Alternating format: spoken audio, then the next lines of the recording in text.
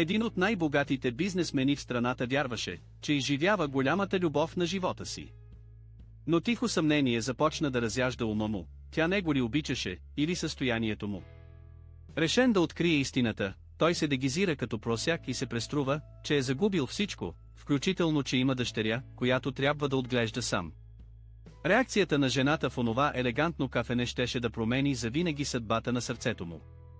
Лукас Друмев се събуди в 6 сутринта, докато София долу още спеше, а светлините на града мигаха като паднали звезди върху мокрия от среднощния дъжд асфалт.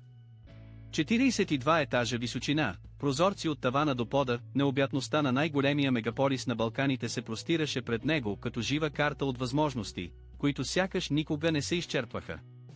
Това беше гледка, която струваше цяло състояние и на която той отдавна беше спрял да се възхищава, свикнал с нея така, както се свиква само с нещо, което притежаваш от години без прекъсване.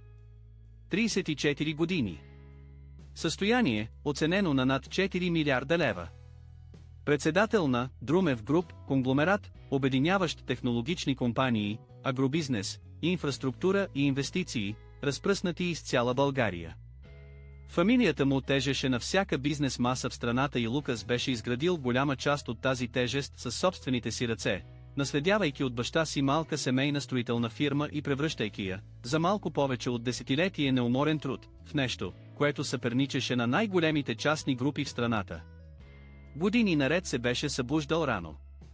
Беше отказвал отпуски, уикенди, връзки, които изискваха повече, отколкото той знаеше как да даде.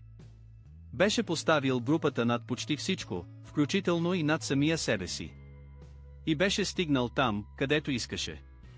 Баща му си беше отишъл твърде рано, когато Лукас беше на 22, а групата беше все още малка фирма без голямо име в София. Майка му живееше в Пловдив с деликатно здраве, обгрижвана от екип, който той издържаше без колебание.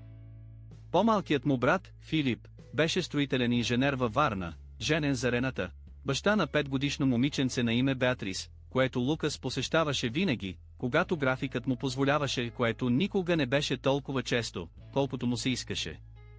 Филип беше от типа мъже, които живеят добре с малко и които от време на време гледаха Лукас с сме от възхищение и безпокойство, което само по-малък брат има смелостта да изпитва.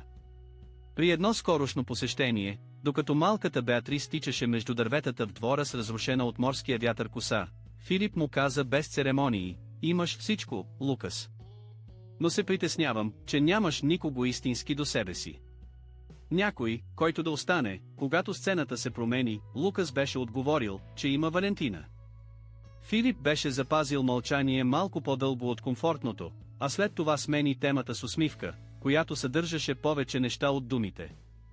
Валентина Маринова беше влязла в живота му преди 3 години по време на гала вечер в Народния театър Иван Вазов. Червена рокля, открити рамене, усмивка, която изглеждаше калибрирана да разбива защитите на мъже като него. Дъщеря на семейство от средната класа от Стара Загора, завършила връзки с обществеността в Софийския университет, тя работеше като пъра в агенция за събития в Лозенец. Красива, красноречива, с онзи прецизен и елегантен чар на човек, който отрано се е научил да се ориентира добре във всяка социална среда. Той се беше влюбил честно. Или поне така вярваше. Първите месеци бяха от онези, които карат човек да вярва, че любовта, описана в книгите, не е писателско преувеличение, че съществува наистина и че този път е дошла, за да остане. Валентина се смееше на същите шеги като него. Имаше мнение за кино, политика, архитектура, противоречията на България, които тя излагаше с дразновение, което той намираше за освежаващо. Обичаше да се разхожда из квартали, които той рядко посещаваше. Разговаряха с часове, без да поглеждат телефоните си. За първи път в зрелия си живот Лукас си помисли, че е открил някой, който го вижда истински, а не само ценния силует на неговото състояние. Но времето не прощава на илюзиите, за които се хващаме. Детайлите започнаха да идват бавно, един по един, като теч, който започва твърде малък, за да извикаш водопроводчик. Начинът, по който очите изсветваха по фино различен начин пред дизайнерски бижута или при пристигане на ексклузивен адрес. Начинът, по който споменаваше с небрежност, която беше започнала да изглежда репетирана, че нейна приятелка е получила апартамент от приятеля си или че определена двойка е прекарала ваканцията си с частен самолет на Малдивите. Плановете, които тя чертаеше за общото им бъдеще, винаги изпълнени с вили в Италия, сезони в Монако, събития, където нейното и неговото име трябваше да се появяват заедно на правилните страници в правилните списания. Имаше един конкретен епизод, към който той се връщаше понякога неволно. Бяха на уикенд в Боровец миналата зима, отседнали в луксозна хижа в Рила. В една сутрин на силен студ, докато закусваха на верандата си изглед към покритите с мъгла ели, тя каза нещо, което тогава почти не забеляза. Каза: когато се преместим в Европа завинаги, искам такава къща, но по-голяма, с тази планинска енергия, но с истинска структура. Лукас се беше засмял, без да преценява фразата. Когато се преместим в Европа завинаги, сякаш това, което имаха, винаги беше трамплин към нещо по-високо, по-широко, по-скъпо. Той го беше забелязал, но беше решил да не го забелязва. Беше предпочел да вижда любов там, където имаше амбиция. Лукас стана бавно от леглото и отиде до прозореца. София се събуждаше долу с обичайната си спешност, колите се появяваха по булевардите като кръв, започваща да циркулира във вените от асфалт на града, който никога не спира напълно. Той подпря чело на студеното стъкло и остана така за момент, гледайки надолу, без да вижда нищо в действителност. Предната седмица се беше случило нещо малко, което беше разпалило онази жарава на съмнение със сила, която не очакваше. Вечеряха в ресторант в къв-оборище, дискретно място, което той посещаваше, защото не беше от модерните адреси, където трябваше да поддържа позата на изпълнителен директор. В един момент телефонът на Валентина извибрира на масата. Тя погледна екрана с изражение, което той улови за миг, преди тя бързо да го прикрие. Изражение, което не беше на човек, получил банално съобщение. Тя написа нещо кратко, върна телефона в чантата си и поднови разговора с усмивка, която изглеждаше прекалибрирана секунди преди да се появи на лицето й. Той не попита. Не беше ревност. Беше нещо друго, по-дълбоко и потихо. Интуицията, че съществува версия на Валентина, която живее паралелно на тази, която той познава, версия, която изчислява и претегля, която го вижда не като Лукас, мъжа, а като Лукас Друмев, конгломерата, фамилията, черната карта и адреса в Къв-Бояна. Беше интуиция без доказателство. А интуициите без доказателство са най-трудни за прогонване, защото няма как да бъдат опровергани. Той отиде в кухнята и сам си приготви кафе, ритуал в сутрините, когато имаше нужда да мисли, без да бъде наблюдаван от персонала, който управляваше апартамента в работните дни. Италианската кафеварка, специалното прясно смляно кафе, парата, издигаща се на спирали в тишината на огромния апартамент. Имаше горчива ирония в този жест. Той можеше да купи цяла верига от най-качествените кафенета, а това, което го успокояваше, беше простото и обикновено действие да си направи сам кафе със собствените си ръце. Рикардо Алвеш, приет като Рикардо Александров за българския контекст, му беше казал нещо миналия месец, което не излизаше от главата му. Рикардо беше негов финансов директор от първите години на Друмев Груп, но преди всичко беше приятел. От детството, който го познаваше от преди парите, човек, който поради това имаше рядката привилегия да казва това, което никой друг не би посмял. Бяха на работен обяд, когато Рикардо остави вилицата върху чинията и заговори без предисловие, както му беше навикът: Лукас, не казвам, че Валентина е лош човек. Казвам, че за 3 години никога не видях какво вижда тя в теб, когато си без контекста. Без бронираната кола, без апартамента, без името на вратата. Никога не видях тази част. И това ме притеснява по начин, който не мога да пренебрегна. Лукас беше отговорил, че Рикардо е закоравял циник, който трябва да се концентрира върху отчетите за третото тримесечие вместо върху любовния живот на другите. Рикардо се беше усмихнал с търпението на човек, който е посадил семето и няма нужда да го полива бързо, защото вече знае, че ще покълне. Семето вече имаше корени. Лукас изпи кафето си до прозореца, докато чашата стопляше ръцете му в студа на тази августовска сутрин. Помисли за Валентина в нейния апартамент в Къв Изток, онзи апартамент, който той беше помогнал да обзаведе, без тя да го е поискала директно, което той осъзнаваше сега с неприятна яснота. Беше изискан начин да поискаш, без да искаш. Помисли за пръстена за 100 000 лева, подарен миналата Коледа, италианско бижу, което тя беше похвалила с естествената лекота на човек, който е проучил предварително, преди да се престори, че го открива случайно на витрина по време на разходка. Телефонът извибрира на плота. Валентина. Той вдигна. Гласът й беше топъл, леко дрезгав, като на човек, който току-що се е събудил, и за секунда той просто усети онази позната топлина, която никога не беше изчезвала напълно, онова привличане, което правеше всяко съмнение мрачно и несправедливо. Тя попита дали е потвърдено участието му в четвъртък на вечерята в ресторант «Капитан Кук». Каза, че там ще бъде важен клиент, съдружник в американски фонд, и че си е купила нова рокля специално за случая. Каза всичко това, преди да попита как е спал. Лукас каза, че е потвърдено. След като тя затвори, той остана с телефона в ръка, гледайки екрана дълго време, обработвайки този ред на приоритети с пристягане в гърдите, което вече не можеше да нарече параноя. Имаше среща в 8:30 в централата на групата, в сърцето на булевард Витуша.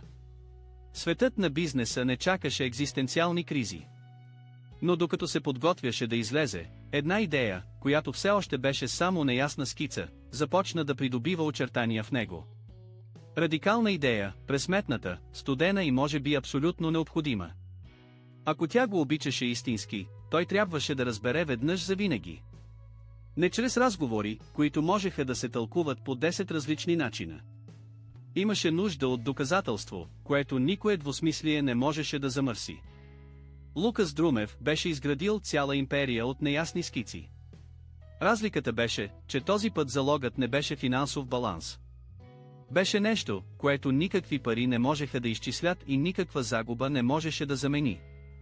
Звезда централата на Друмев Груп заемаше последните 6 етажа на кула от стъкло и стомана на булевард България и в тази вторник сутрин, докато София бръмчеше в неуморимия си ритъм отвън, Лукас седеше начело на масата в заседателната зала с поглед, фиксиран в някаква точка между слайдовете на проектора и хоризонта, който само той виждаше. Оперативният директор, Христо Фаринов, представяше цифрите за второто полугодие с онази гладка прецизност на човек, който е репетирал презентацията многократно. Графиките се качваха, индексите бяха положителни, Друмев Груп се представяше над прогнозите на почти всички фронтове. А Лукас не чуваше нищо. Мислеше за Реда. За гласа на Валентина онази сутрин, за лекотата, с която тя беше казала, че си е купила нова рокля, преди да попита дали е спал добре. Мислеше за фразата на брат си, за тишината, последвала нейното име. Мислеше за 3 години срещи в ресторанти, които той плащаше, за пътувания, които той планираше, за подаръци, които той избираше, и се опитваше да идентифицира с точност в кой момент от тези 3 години беше видял Валентина да прави нещо изключително заради него. Не заради Лукас Друмев с черната карта и апартамента в Бояна. Заради него.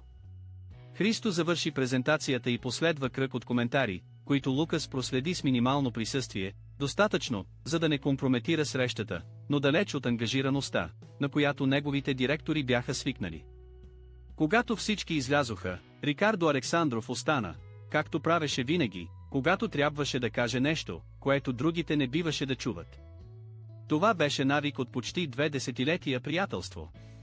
Рикардо затвори вратата и застана до прозореца, скръстил ръце, без да бърза да говори пръв. Лукас беше този, който наруши тишината. «Ще го направя», каза той. Това, което предложи, за да разбера коя е тя в действителност. «Ще го направя наистина». Рикардо остана тих за момент, гледайки го с онова изражение на човек, който вече е очаквал това, но въпреки всичко му трябва секунда да го осмисли. След това дръпна най-близкия стол и седна, накланяйки се леко над масата. «Кажи ми какво имаш предвид», рече Рикардо. Лукас все още нямаше пълен план, но имаше структурата.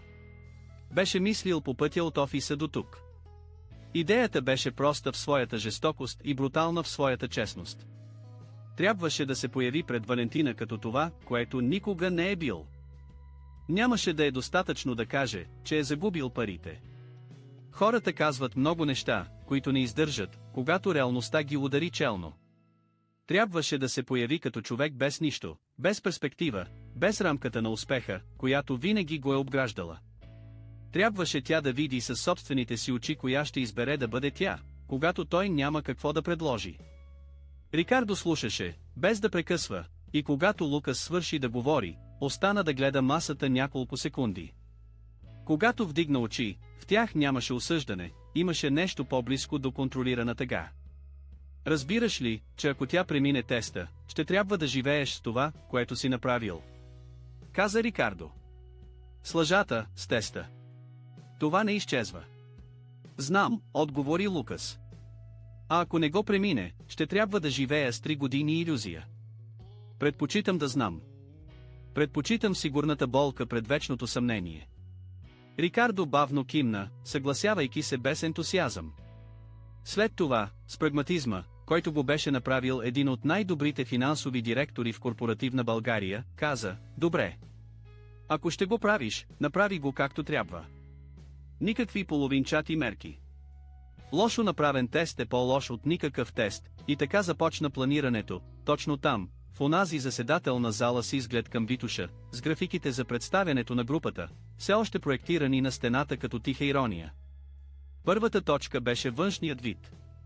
Лукас щеше да има нужда от дрехи, които нямат никаква престижна марка, никаква кройка, която да издава шивашко майсторство. Дрехи, които да казват веднага, без нужда от думи, че този човек няма ресурси. Рикардо предложи да отидат в магазин за втора употреба в КВ, или Янци, или в някой популярен магазин на пазара, Димитър Петков, места, където контрастът с живота, който Лукас водеше, щеше да бъде абсолютен и където никой нямаше да го разпознае сред рафтовете. Никакви онлайн покупки, които могат да бъдат проследени, никакви асистенти, които да пазят спомен за поръчката. Втората точка беше часовникът. Лукас носеше Патек Филип, който струваше повече от 300 апартамент, в който и да е средно голям град в България. Часовникът трябваше да бъде прибран. Без часовник, без златния пръстен, който носеше на десния си безименен пръст, без тънката златна веришка, която от време на време се виждаше под отворената яка. Третата точка беше транспортът. Лукас не можеше да пристигне с кола с личен шофьор, нито с премиум такси. Рикардо предложи да повърви няколко пресечки, преди да стигне до мястото на срещата, за да може тялото му да приеме позата на човек, дошъл пеша, може би с автобус, без самочувствието на някой, слязал от превозно средство с климатик и кожени седалки. Мястото на срещата дойде естествено и на двамата едновременно.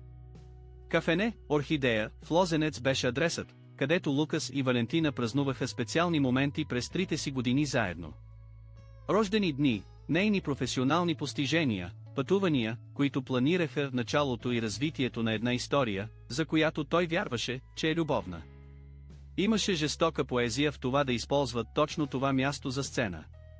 И имаше логика, Валентина щеше да бъде на позната територия, без алармите, които непознато място би могло да събуди. Историята за разорението също трябваше да бъде солидна. Рикардо прекара следобеда, помагайки на Лукас да изгради детайлите със строгостта на човек, изготвящ финансов проспект. Погрешни инвестиции в технологичен стартъп, който обещал много, а не доставил нищо. Верига от дългове, които погълнали резервите и компрометирали гаранциите. Компанията, колата, апартаментът, всичко заложено или продадено на спешна цена. Човек, който беше слязал от върха до дъното за няколко месеца, без спасителна мрежа и без достатъчно гордост, за да го скрие. Именно по време на това планиране възникна въпросът, който Рикардо нарече «второ действие». Ако наистина искаш да разбереш коя е тя, каза Рикардо, подбирайки внимателно думите си, имаш нужда от повече от един слой. Новината за фалита ще разкрие една част. Но има други части от теб, които никога не са били тествани. Бащинството, например. Отговорността към някой уязвим. Това е различно от това да си беден. Това е да си беден и да имаш дете за отглеждане. Лукас остана тих за дълго време. Погледна през прозореца към булеварда долу, към движението на хора, никой от които не знаеше кой е той от този ъгъл, от това разстояние.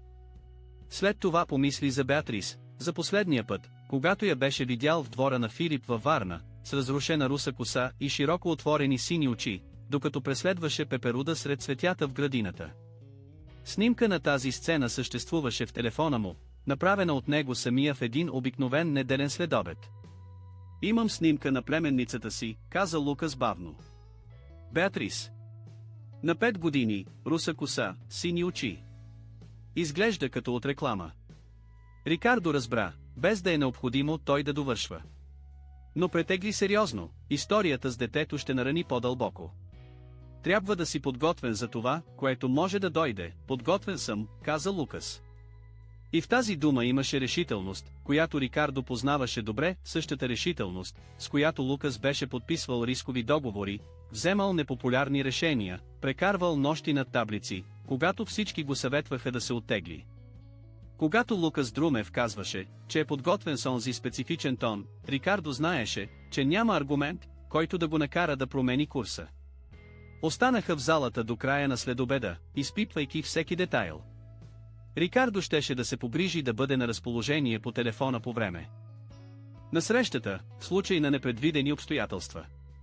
Лукас щеше да носи само обикновен телефон, който използваше понякога за дискретни разговори, без корпоративния смартфон, пълен с известия, които биха го идентифицирали веднага. Историята на живота, която изградиха, беше достатъчно последователна, за да издържи на директни въпроси. Когато последните служители от етажа си тръгнаха и автоматичните светлини в коридора започнаха да гаснат последователно, Лукас остана сам в заседателната зала с ръце, подпрени на масата, и очи в града, който потъмняваше навън. Светлините на София светваха една по една, сякаш мегаполисът палеше свещи за собствената си нощ. Той помисли за Валентина. Помисли за червеното на роклята и от онази първа вечер в Народния театър. Помисли колко лесно беше било да повярва, колко естествено и необходимо беше било да повярва. И помисли колко различно щеше да бъде, в един ден, който наближаваше, да я погледне без филтъра на желанието да бъде обичан. Понякога, каза той тихо на никого, най-трудната смелост не е да градиш, а да имаш честността да откриеш какво всъщност е изградено. Градът не отговори. Но всичко беше планирано. Звезда, звезда, звезда. В четвъртък сутринта Лукас Друмев излезе от вкъщи преди 7, облечен в сив анцук и маратонки без марка, които беше помолил Рикардо да купи предния ден с прецизни инструкции дрехите да не издават никакъв стандарт над обикновения.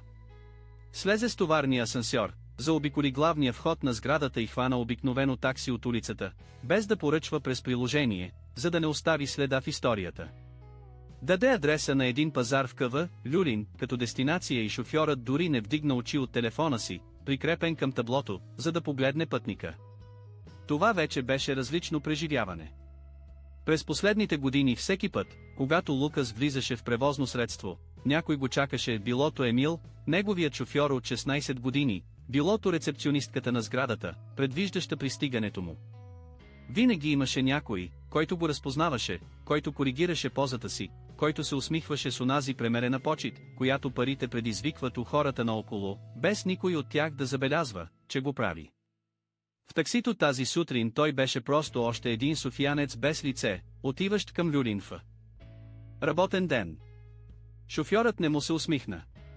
Не попита дали му е удобно. Не пусна климатика, без да бъде помолен. Той беше невидим. И невидимостта имаше тежест, която той не очакваше.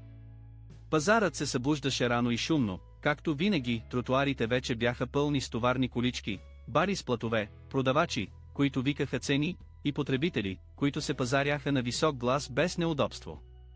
Лукас вървеше по улиците с ръце в джобовете, гледайки витрините на евтините магазини с истинско внимание за първи път в живота си, не като бизнесмен, оценяващ пазара, а като някой, който трябваше да купи дрехи с единствения критерий да изглежда така, сякаш няма пари за по-добри.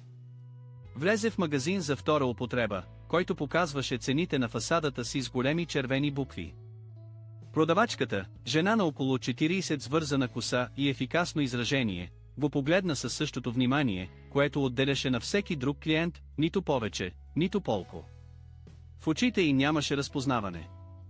Нямаше го недоловимото коригиране на позата, което той се беше научил да игнорира, но чиято поява винаги забелязваше. Тя просто каза, че може да му помогне, а той каза, че има нужда от панталони и ризи. Излезе оттам 40 минути по-късно с найлонова торба, съдържаща 2 избледнели панталона, 3 ризи с дълъг ръкав, износени по шевовете, чифт обувки от изкуствена кожа с вече леко изтъркана подметка и найлоново яке, видяло и по добри дни. Беше похарчил за дрехи по-малко, отколкото обикновено харчеше за една вратовръзка. Рикардо чакаше в заседателната зала, когато Лукас пристигна в централата. Погледна торбата и след това Лукас с изражение, което не беше точно одобрение и не беше точно укор, беше на човек, който изпълнява роля, която е избрал да изпълни, и който иска само нещата да излязат по план. Трансформацията се случи в банята на етажа на ръководството, докато Рикардо пазеше отвън. Лукас свали Патек Филип и го прибра във вътрешния джоб на сакото, което щеше да остане в гардероба. Свали златния пръстен и веришката. Смени официалната риза с една от тези, които беше купил, закопчавайки я до предпоследното копче със странно физическо усещане, което беше трудно да се назове.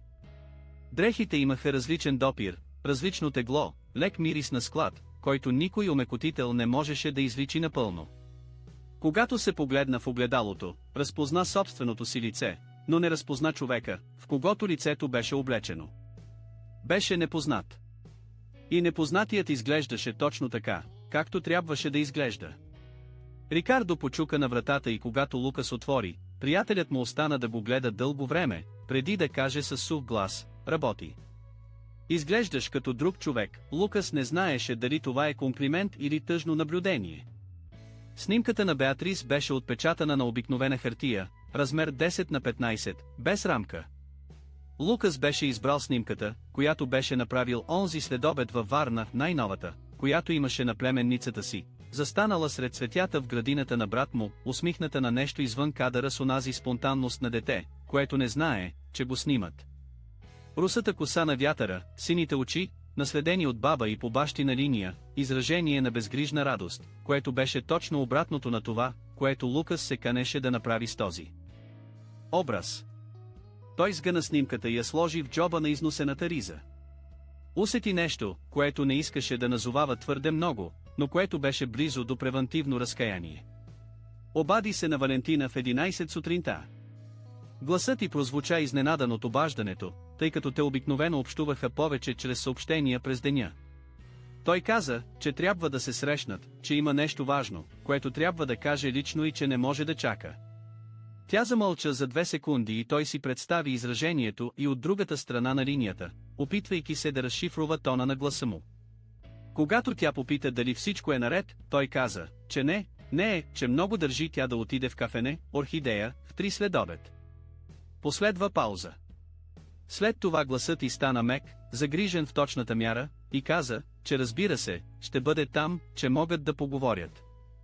Лукас остана с телефона в ръка, след като разговорът приключи, изпитвайки същата смеотрешителност и безпокойство, която съпътства всяко трудно решение, което човек знае, че трябва да вземе въпреки всичко. Излезе от сградата в 2 следобед през страничния вход, който използваха за доставчици и обслужващ персонал.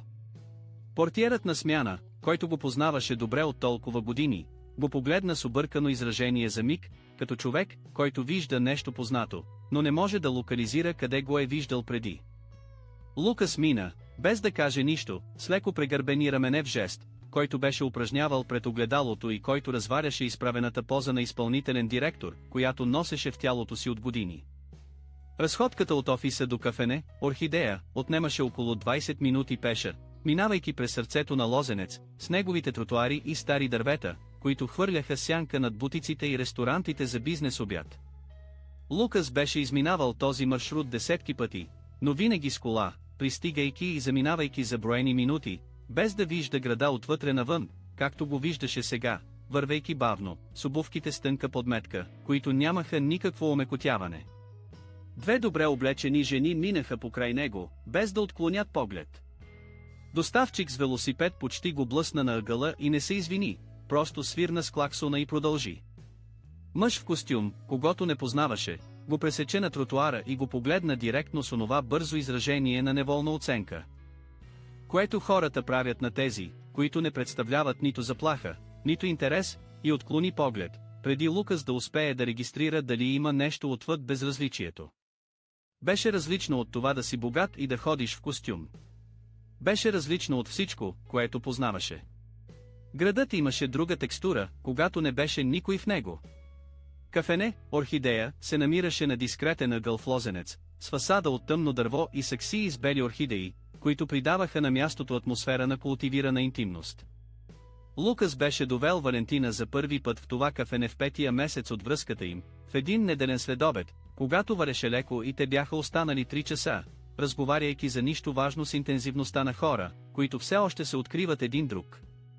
В това място имаше значение, което беше почти невъзможно да се отдели от историята, която двамата бяха изградили. И имаше пресметната жестокост в това да разглоби тази история точно там. Пристигна 20 минути по-рано и поиска да седне на масата въгъла, където винаги сядаха онази с прозореца, който гледаше към улицата и през който следобедната светлина влизаше косо, златиста, правейки всяка среда по-мека, отколкото беше.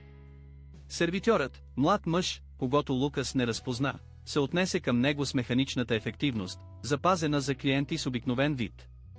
Не дръпна стола му. Не попита дали е специален повод. Донесе обикновеното меню и каза, че ще се върне след малко. Лукас поръча обикновено кафе и остана да гледа улицата през стъклото. Двойки минаваха. Майки бутаха корички. Бизнесмени вървяха бързо, гледайки телефоните си. Светът следваше своя курс с перфектното безразличие, което има към индивидуалните драми на всеки човек, без значение колко големи изглеждат тези драми отвътре. Имаше снимката на Беатрис в джоба на ризата си. Имаше репетирана история в главата си, всеки детайл напаснат внимателно. Имаше решителността, която беше дошла в онази понеделник сутрин като неизбежно заключение на нещо, което растеше от месеци. И имаше, заровено дълбоко под всичко това, късче надежда, което той предпочиташе да не признава, но което съществуваше въпреки всичко. Късчето, което казваше, може би тя ще те изненада.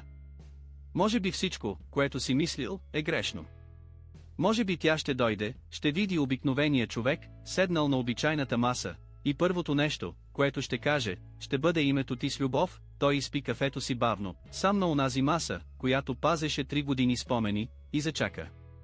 Звезда, звезда, звезда. Валентина пристигна в 3:02 минути, с престорената точност на човек, който знае, че пристигането малко след уговореното време казва нещо за собствената му важност. Лукас я видя през прозореца, преди да влезе, видя сигурната походка, кожената чанта, прикрепена към предмишницата, кестенявата коса, пусната върху раменете с онези вълни, върху които тя винаги работеше, преди да излезе. Носеше копринена блуза в цвят пясък и панталон с висока талия, и имаше нещо в композицията на външния й вид, което му се стори различно сега, гледайки с други очи. Това бяха дрехи на човек, който се представя, а не на човек, който отива да се срещне с някого, когото обича. Тя влезе, обгърна салона с поглед и го откри. Имаше малка част от секундата, само една, преди тя да стигне до масата. Част, в която изражението й регистрира нещо, което тя после покри с обичайната усмивка, но което Лукас беше уловил, защото го очакваше, внимателен към всеки милиметър реакция. Това, което видя в тази част, не беше загриженост. Беше оценка. Очите й обходиха обикновените дрехи, косата, която той не беше сресал с продукт, износените обувки, видени под масата, и това, което премина през лицето и преди усмивката, беше изражението на човек, който е направил бърза сметка и е останал изненадан от резултата. Тя седна срещу него, сложи чантата си на съседния стол и каза с мек глас, че е тук, че се е притеснила от тона на обаждането. Попита какво се случва. Лукас пое дълбоко въздух. Беше репетирал тази част повече от 10 пъти, но никое репетиране не беше успяло да възпроизведе реалното усещане да гледаш лицето на някого, когото обичаш, и да бъдеш принуден да лъжеш с цел. Започна бавно, с глас, внимателно изчистен от тона на власт, който използваше, без да забелязва, сякаш самият му глас трябваше да бъде облечен в обикновените дрехи от онзи следобед. Каза, че има нещо, което се е опитвал да реши сам от месеци и което не е успял да скрие повече. Че компанията е преминала през криза, за която не е съобщил на никого, защото е бил сигурен, че ще успее да я преодолее. Погрешни инвестиции, верига от залози в технологичен сегмент, който обещал възвръщаемост за 12 месеца, а доставил само дългове. Гаранции, които трябвало да бъдат задействани. Активи, които трябвало да бъдат ликвидирани. Валентина остана тиха, докато той говореше. Не го прекъсна. Но Лукас наблюдаваше лицето й с внимание, което никога не беше отделял на нито един финансов отчет, и това, което видя, не беше изражението на някой, който слуша проблема на любим човек, а изражението на някой, който слуша новина, която трябва да бъде анализирана преди всяка реакция. Той продължи. Каза, че апартаментът в Бояна е бил даден като гаранция на банката и че служи за обезпечение при преструктурирането на дълга. Че колата е била продадена. Че инвестициите, които е поддържал в частни фондове, са били изтеглени преди срока, с значителни загуби, за да се покрият най-спешните ангажименти. Че в момента живее в наета стая в Къва, Надежда, и че е подал доброволна оставка от председателството на групата, за да даде място на процеса по несъстоятелност. Тишината, която падна над масата, след като той спря да говори, имаше физическа текстура. Беше от типа тишина, която запълва пространството като дим. Валентина погледна ръцете си върху масата. След това вдигна очи към него и каза с глас, който прозвуча по-малко топъл от този при пристигането й: но как си допуснал това да се случи, без да ми кажеш нищо? Опитвах се да те предпазя, каза той. Не исках да те тревожа, преди да съм сигурен, че няма да успея да го реша. Тя отново замълча. И тогава направи нещо, което Лукас не беше очаквал с такава яснота, нещо, което влезе в гърдите му с прецизност, която бореше повече, отколкото беше подготвен да признае. Тя сведе поглед към пръстена на безименния пръст на лявата си ръка, пръстена за 100 000 лева, който той беше подарил на Коледа, и започна да го върти бавно с палеца си, с механичен жест, несъзнателно, като човек, който пресмята. Той видя това и не каза нищо. Валентина каза, че трябва да разбере по-добре какво означава това на практика. Попита дали е говорил с адвокати, дали има някаква перспектива за възстановяване, какъв е прогнозният срок нещата да се стабилизират. Лукас каза, че няма определена перспектива. Че може да отнеме години или да не се реши по значим начин. Че в момента търси работа в областта на консултантските услуги, каквото и да е, което да позволи плащането на сметките, докато процесът на възстановяване се очертае. Че има дни, в които се налага приятели да му помагат, за да покрие основни разходи. Валентина спря да върти пръстена. Това беше първият път в живота на Лукас Друмев, в който той казваше, че има нужда от помощ от други хора за покриване на основни разходи, макар и да беше лъжа. Фразата излезе странно от устата му, като дреха, която не е точният размер. И това, което той очакваше, това, което една част от него все още се надяваше, беше Валентина да отговори по някакъв начин, който да направи тази лъжа излишна. Да каже, аз съм тук въпреки всичко, или да се приближи и да каже нещо просто и истинско. Тя не каза нищо такова. Тя остана да гледа масата няколко секунди, след това вдигна очи към него с изражение, което беше трудно да се назове с едно прилагателно, защото съдържаше твърде много: изненада, пресметливост, неудобство и нещо, което не беше точно студенина, но приличаше на температурата, която предхожда студенината. Каза, че има нужда от време да помисли. Не че е с него въпреки всичко. Не че ще се справят заедно. Не че го обича независимо от обстоятелствата. Каза, че има нужда от време да помисли. Лукас задържа тези думи, сякаш държеше камък. Каза с все още контролиран глас: да помислиш за какво точно, за това какво променя това за нас, отговори тя. За това какво означава за бъдещето, което си бях представила. Не е просто, Лукас. Твърде много неща са наведнъж. Той попита, и в въпроса имаше почти хирургическо спокойствие: би ли ме обичала по същия начин, ако нямах нищо? Тя не отговори.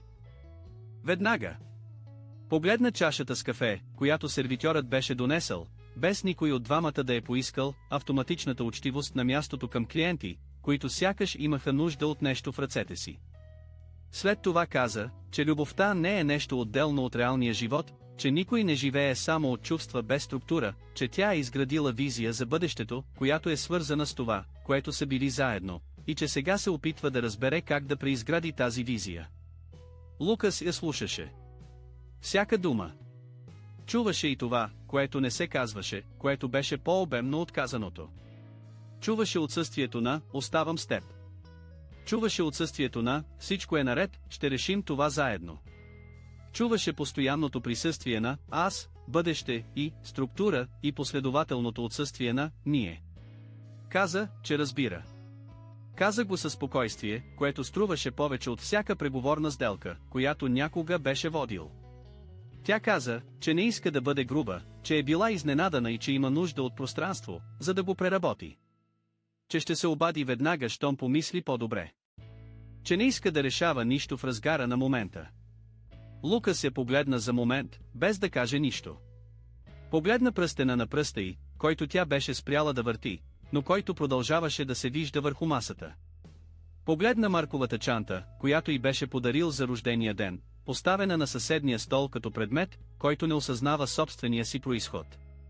Погледна лицето на жената, която беше обичал 3 години и която в този момент правеше анализ, който не беше на любовта, а на разходите и ползите, с тихата студенина на човек, който проверява баланса, преди да потвърди покупка.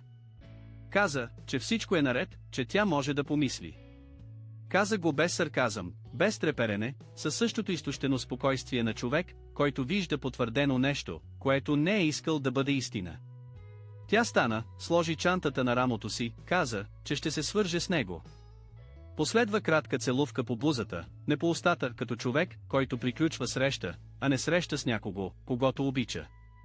След това тръгна към изхода със същата сигурна походка, а Лукас проследи силуета и през стъклото на прозореца, докато не изчезна по слънчевия тротуар на Лозенец. Остана сам на масата въгъла с чашата кафе, изстиваща пред него.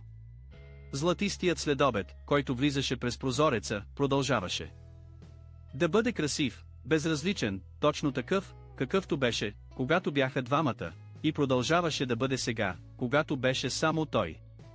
Младият сервитьор мина и попита дали иска още нещо. Лукас каза, че не. Но имаше още нещо. Имаше нещо, което все още трябваше да бъде казано, втори слой, който планът изискваше, а той си беше мислил, че първият ще бъде достатъчен, за да разкрие истината. Имаше част от него, която желаеше да е било така. Тя да се беше представила добре в тази първа част, да беше отговорила с проста любов и без сметка, и той да беше могъл да сгъне снимката и да я изхвърли, без да се налага да я използва. Но снимката на Беатрис все още беше в джоба на ризата му, сгъната на две, чакаща следващата среща. Звезда, звезда, звезда. Лукас остана седнал точно 3 минути, след като Валентина изчезна от тротуара.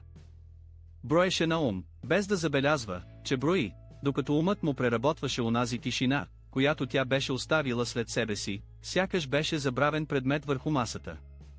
Имам нужда от време да помислим, фразата се повтаряше в цикъл, без състрадание, всяко повторение разкриваше нов слой на това, което означаваше и което не означаваше. След това стана.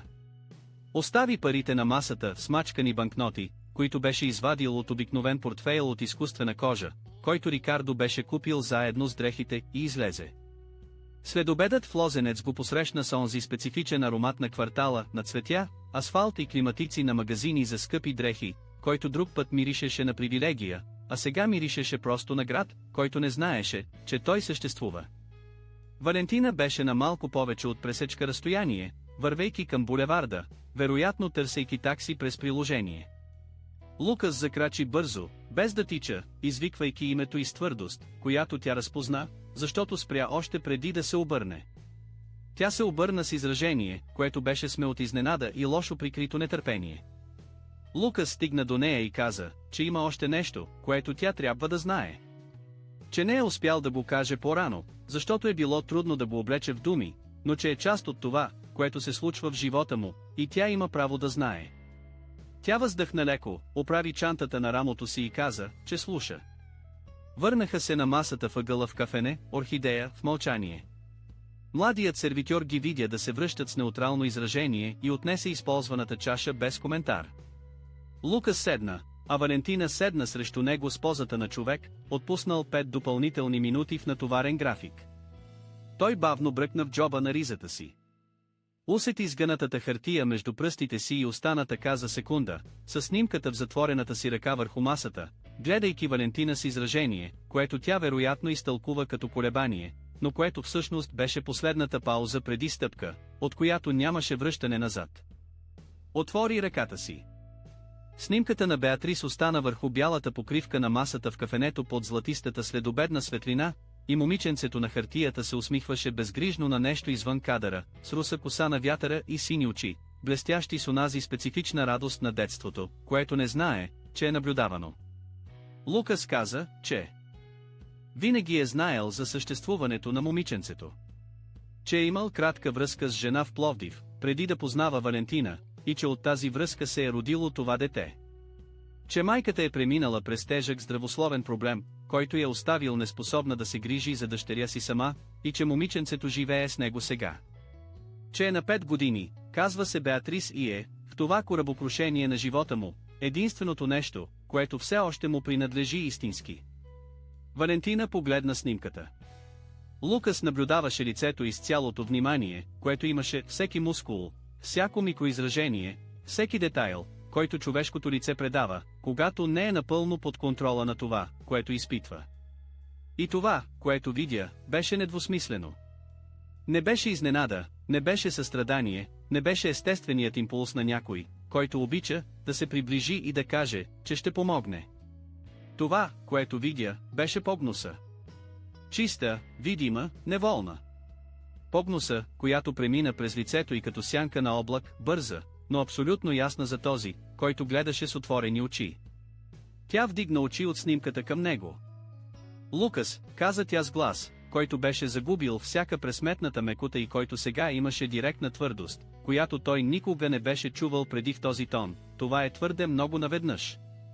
Първо идваш тук без нищо, без перспектива, без постоянна работа, без собствен покрив. А сега и дете. 5-годишно дете. Тя е моя дъщеря, каза Лукас с тих глас. Тя е всичко, което ми остана.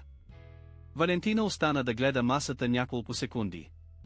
След това погледна през прозореца към тротуара навън, към хората, минаващи с нормалния ритъм на тези, които не трябва да вземат никакво трудно решение в този момент, и каза с глас, който се беше втвърдил още повече, бях си представила напълно различно бъдеще. Бъдеще с пътувания, с хубава къща, със свобода. Представях си да градя нещо с теб, защото ти беше някой, който имаше на къде да върви. А сега се появяваш тук като човек, който няма къде да падне мъртъв, и ми казваш, че имаш и малко дете за отглеждане. Лукас каза, че знае, че е много. Че няма как да се смекчи. Но че има нужда тя да разбере, че това момиченце е истинско и че няма да отиде никъде, и че има нужда да знае дали Валентина може да бъде до него въпреки всичко. Тя го погледна с онова изражение, което той беше започнал да разпознава като истинското изражение под всички останали изражения, които тя използваше, изражението без филтър, без социална сметка, без слоячар, който тя прилагаше във всички ситуации, където имаше какво да спечели. Беше студено изражение. Не беше гняв, не беше омраза, в него нямаше достатъчно топлина за това. Беше студенината на човек, който прави обективна оценка и стига до заключение, което няма нищо общо с сърцето. Каза, че не е готова да бъде майка. Каза, че не е подготвена да споделя живота си с някой, който няма дори къде да живее и все още има отговорността за дете. Каза, че е дала 3 години на връзката им и че заслужава бъдеще, което е изградено на базата на реални възможности, а не на дълбове и задължения, които не са нейни. Лукас попита последен път, и въпросът излезе прост и директен като нож, без украшения: обичаш ли ме? Тя остана да го гледа за момент, който продължи достатъчно дълго, за да бъде отговор, преди да бъде казана каквато и да е дума. След това каза, че любовта не е достатъчна сама по себе си. Че любовта без структура, без проект, без перспектива, е само красиво чувство, което не плаща никакви сметки и не отглежда никакви деца. Че тя се е влюбила в това, което той е бил, и че това, което е сега, вече не е същото. Тя стана. Този път с окончателна решителност, в която сякаш нямаше място за повече ревизии или паузи на тротуара. Взе чантата си с твърд жест, погледна снимката на Беатрис, все още на масата, и в този поглед имаше толкова пълно безразличие, че Лукас изпита физическото усещане, че момиченцето на снимката не е дете, а само счетоводен проблем, появил се в таблица, където не му е мястото. Каза, че много съжалява. Каза го с възпитание, което беше постудено от всяка директна грубост. И каза, че той трябва да реши ситуацията си преди всичко друго, че тя не е в състояние да помогне и че така е по-добре, че може би е дори по-честно, отколкото да продължават нещо, което тя не вижда как ще върви напред. Излезе, без да го целуне. Без да погледне назад. Походката беше същата сигурна, елегантна походка на жена, която знае на къде отива, но Лукас вече виждаше, с жестоката прецизност на човек, който вече знае какво търси, че целта на тази походка няма нищо общо с него. Остана със снимката на Беатрис в ръцете си дълго време, след като тя си отиде. Момиченцето му се усмихваше от хартията, безгрижно и истинско, без да знае, че ликът му е бил заед за тест, който беше разкрил твърде много неща в един августовски следобед в Лозенец. Лукас сгъна снимката внимателно, сякаш грижата за хартията беше начин да се извини на племенницата си за това, че я е използвал така, и я прибра обратно в джоба си. Младият сервитьор се появи отново и попита дали иска още нещо с минимална любезност. Лукас каза, не, поиска сметката и зачака. Следобедът навън беше станал малко потъмен, тънки облаци покриваха част от августовското синьо, а хората на тротуара продължаваха да минават с обичайната бързина на тези, които имат къде да отидат. Беше потвърдил това, от което се беше страхувал. Беше видял със собствените си очи това, което Рикардо беше описал с точните думи и в което той беше отказвал да повярва месеци наред. И имаше нещо освобождаващо в това, което той все още не можеше да организира в ясна мисъл, но което съществуваше – отсъствието на съмнението. Съмнението беше изчезнало. На негово място имаше нещо, което бореше повече и тежеше по-малко. Истината. Излезе от кафенето сам, с обикновените дрехи и обувките с тънка подметка, които не омекотяваха нищо, и закрачи по улиците, които го не познаваха напълно, които винаги го бяха не познавали и които в онзи момент бяха точното огледало, от което имаше нужда, за да разбере какво да прави с това, което беше открил. Звезда, звезда, звезда, Лукас вървя часове наред онзи следобед.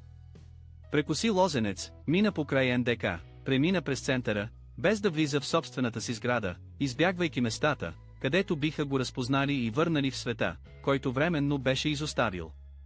Имаше нещо необходимо в това, в тази разходка без цел по улиците, които не го познаваха, облечен в дрехи от втора употреба, със снимката на племенницата си в джоба и тежко сърце от яснотата, която беше отнела 3 години, за да дойде. София нощем има специфична твърдост, която дневната светлина омекотява. Мокрият от пръските на ръмежа асфалт отразяваше светлините на стълбовете в кехлибарени фрагменти, а тротуарите постепенно опустяваха в жилищните квартали, докато движението се концентрираше около баровете и ресторантите. Никой не поглеждаше Лукас Друмев онази нощ. Той беше открил онзи следобед, че най-ефикасната дегизировка, която съществува, не е гримът или костюмът, а просто отсъствието на власт. Човек без власт е невидим в големите градове с пълнота, която никое изкуство на преструвката не може да възпроизведе. Върна се в апартамента си в Бояна късно през нощта. Емил, шофьорът, беше в почивка от началото на седмицата, както беше уговорено. Охраната го посрещна с обичайната почит и той осъзна колко много беше свикнал да не забелязва тази почит, като човек, който свиква с климатика и го забелязва само когато е навън. Качи се, смени обикновените дрехи с удобен анцук и остана да седи на терасата до полунощ, гледайки града, който продължаваше вечния си пулс долу, неспособен да разбере, че е бил неволен. Декор на откритие, което промени нещо по перманентен начин. В дните, които последваха, Лукас се върна към рутината на групата с различно внимание, по-празно в някои аспекти и по-ясно в други. Имаше странна лекота в това да знае това, което знае сега, дори и тази лекота да болеше. Съмнението, което беше носил месеци наред, онази тиха корозия, която компрометира всичко, без да назовава нищо, беше изчезнало. На негово място имаше чиста болка, която е типът болка, която лекува. Рикардо беше единственият, който разбра какво се е случило. Обади се вечерта след теста и изслуша всичко в мълчание, без, нали ти казах, което всеки друг приятел би използвал в такава ситуация. Когато Лукас приключи, Рикардо замълча за момент и след това каза: ще бъдеш добре. Не е утеха, а наблюдение. Ще бъдеш добре, защото си тип човек, който, когато загуби нещо фалшиво, успява евентуално да открие нещо истинско.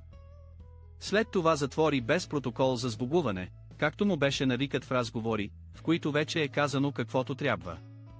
На четвъртия ден телефонът на Лукас извибрира с името на Валентина на екрана. Той остана да гледа екрана 3 позвънявания, преди да вдигне. Гласът й, когато дойде през апарата, беше различен от гласа от онзи следобед в кафенето. Имаше изучавана мекота, грижа в интонацията, която звучеше като нещо подготвено. Тя каза, че е размишлявала много. Че е била твърде сурова, че е реагирала със страх, а не със сърце. Че го обича и че е направила грешка, тръгвайки си, без да изясни, че е до него. Лукас слушаше. Каза, че разбира. Каза, че могат да поговорят, ако тя иска. Тя каза, че иска. Предложи кафене, орхидея, с онази естественост на човек, който не забелязва, или се преструва, че не забелязва, че всеки път, когато това кафене влиза в разговора, зад него стои история, която тежи. Оговориха се за следващия следобед. Валентина пристигна различна този път. Имаше видим положен труд във външния вид, сякаш беше прекарала повече време пред огледалото от обикновено. Роклята беше нова, тъмносиня, и имаше грижа в композицията на визията, която говореше за пресметнато намерение с по-голяма точност от всяка дума, която би използвала. Тя се беше подготвила да го спечели отново, и имаше нещо в сериозността, с която го беше направила, което само по себе си беше признание. Седна, усмихна се с онази усмивка, която той беше обичал от самото начало, и започна да говори със сладкия глас, който използваше, когато искаше да убеждава. Каза, че е била несправедлива. Че истинската любов не се мери с това, което имаш, а с това, което си. Че е изпаднала в паника от новината и е реагирала по начин, който не отразява това, което наистина чувства. Лукас се слушаше внимателно, търсейки в речта и това, което имаше в предишната реч, търсейки дупката, където истината се изплъзваше през добре изградените аргументи. И я откри. Когато той попита за момиченцето, лицето на Валентина направи нещо малко, но абсолютно разкриващо. Минимално коригиране на изражението, като някой, който реорганизира вътрешен декор, преди да отговори. Тя се усмихна с лекота, която не стигна до очите й, и каза, че е помислила и за това. Че съществуват отлични училища с пансионен режим, които приемат деца със специализирана структура. Че така ще могат да се концентрират върху възстановяването на общия им живот, без момиченцето да бъде обременено от нестабилна ситуация. Стомахът на Лукас се преобърна. Пансион.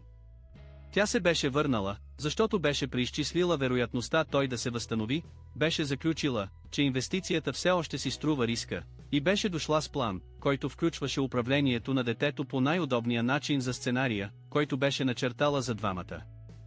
В това предложение нямаше любов. Имаше управление на риска. Той остана да я гледа за момент, който беше достатъчно дълъг, за да забележи тя, че нещо се е променило в температурата на разговора. Тя започна да пита дали всичко е наред, с загриженост, която звучеше механично. Тогава Лукас Друмев свали найлоновото яке от раменете си.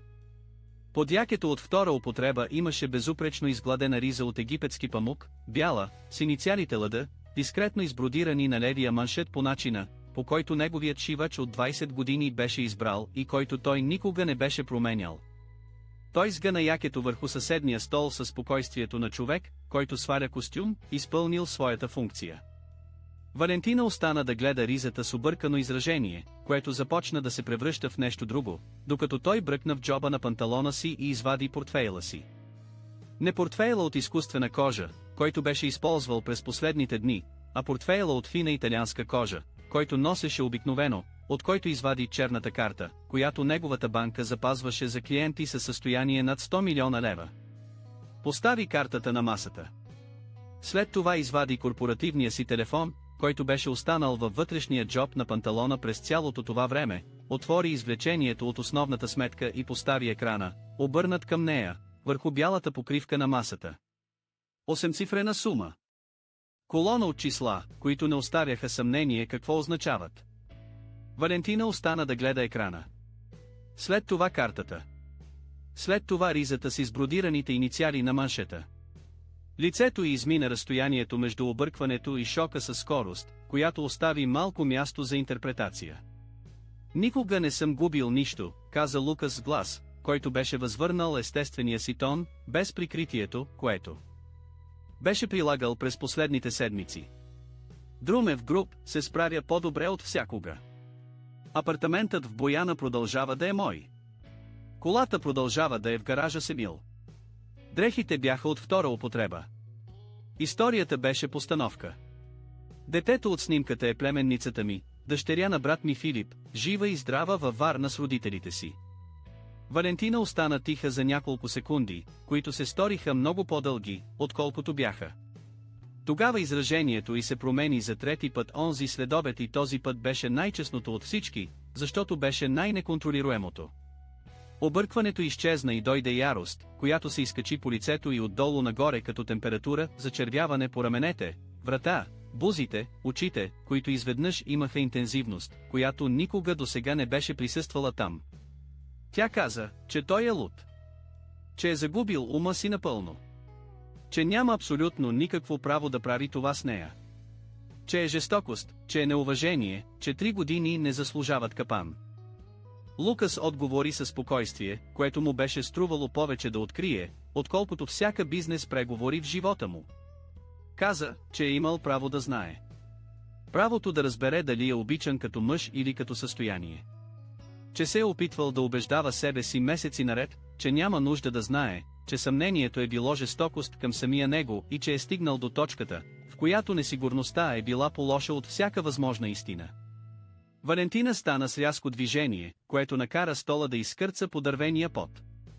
Каза, че заслужава нещо по-добро. Каза го с глас, достатъчно висок, че останалите маси в кафенето да замлъкнат. Каза, че си тръгва и че не иска повече да говори с него. Той каза с тих глас, да. Каза го с цялата искреност, на която беше способен в онзи момент и имаше странна, но истинска болка в това да го каже, че тя заслужава някой достатъчно богат, за да няма нужда никога да прави тест, и достатъчно сляп, за да не забележи никога това, което има за виждане. Вратата на кафене, орхидея, се затвори с сила, която накара вазите с бели орхидеи да затреперят леко по рафтовете. Младият сервитьор погледна Лукас с изражение, съдържащо въпрос, който не му се полагаше да задава. Останалите маси бавно се върнаха към собствения си шум. Лукас остана седнал. Не си тръгна веднага. Остана там с черната карта, с ганатото яке на стола и извлечението, все още видимо на екрана на телефона, на онази маса въгъла, където бяха празнували неща и бяха градили история, която беше довела до това. Поръча още едно кафе. Изпи го бавно. Погледна улицата през прозореца и видя Валентина навън, спираща на тротуара с телефон на ухото, и видя как погледът й обхожда витрината на магазин за луксозни стоки на отсрещния тротуар с автоматичната лекота на човек, който вече търси следващата глава. Плати сметката. Излезе. Следобедът на София го посрещна с обичайния шум на мегаполиса, който продължава без паузи. За първи път от месеци камъкът в гърдите му беше изчезнал. На негово място имаше празнота, която бореше по различен начин по-чист, по-честен начин. Типът празнота, който не е поражение, а пространство. Звезда, звезда, звезда. В първите дни след сцената в кафене, орхидея, Лукас Друмев се върна към рутината на групата с почти агресивна точност, сякаш дисциплината на графиците можеше да организира и вътрешния му свят. Пристигаше преди останалите, оставаше след като всички си отидеха, подписваше договори, одобряваше бюджети и водеше срещи с обичайната си ефективност. Но имаше нещо различно, нещо, което Рикардо забеляза преди всеки друг, защото го познаваше още преди да има какво да се познава. Беше лекота, която не беше радост, но приличаше на нейното начало. Сякаш Лукас беше поставил тежък камък на земята след години носене и все още не знаеше добре какво да прави с собствените си празни ръце.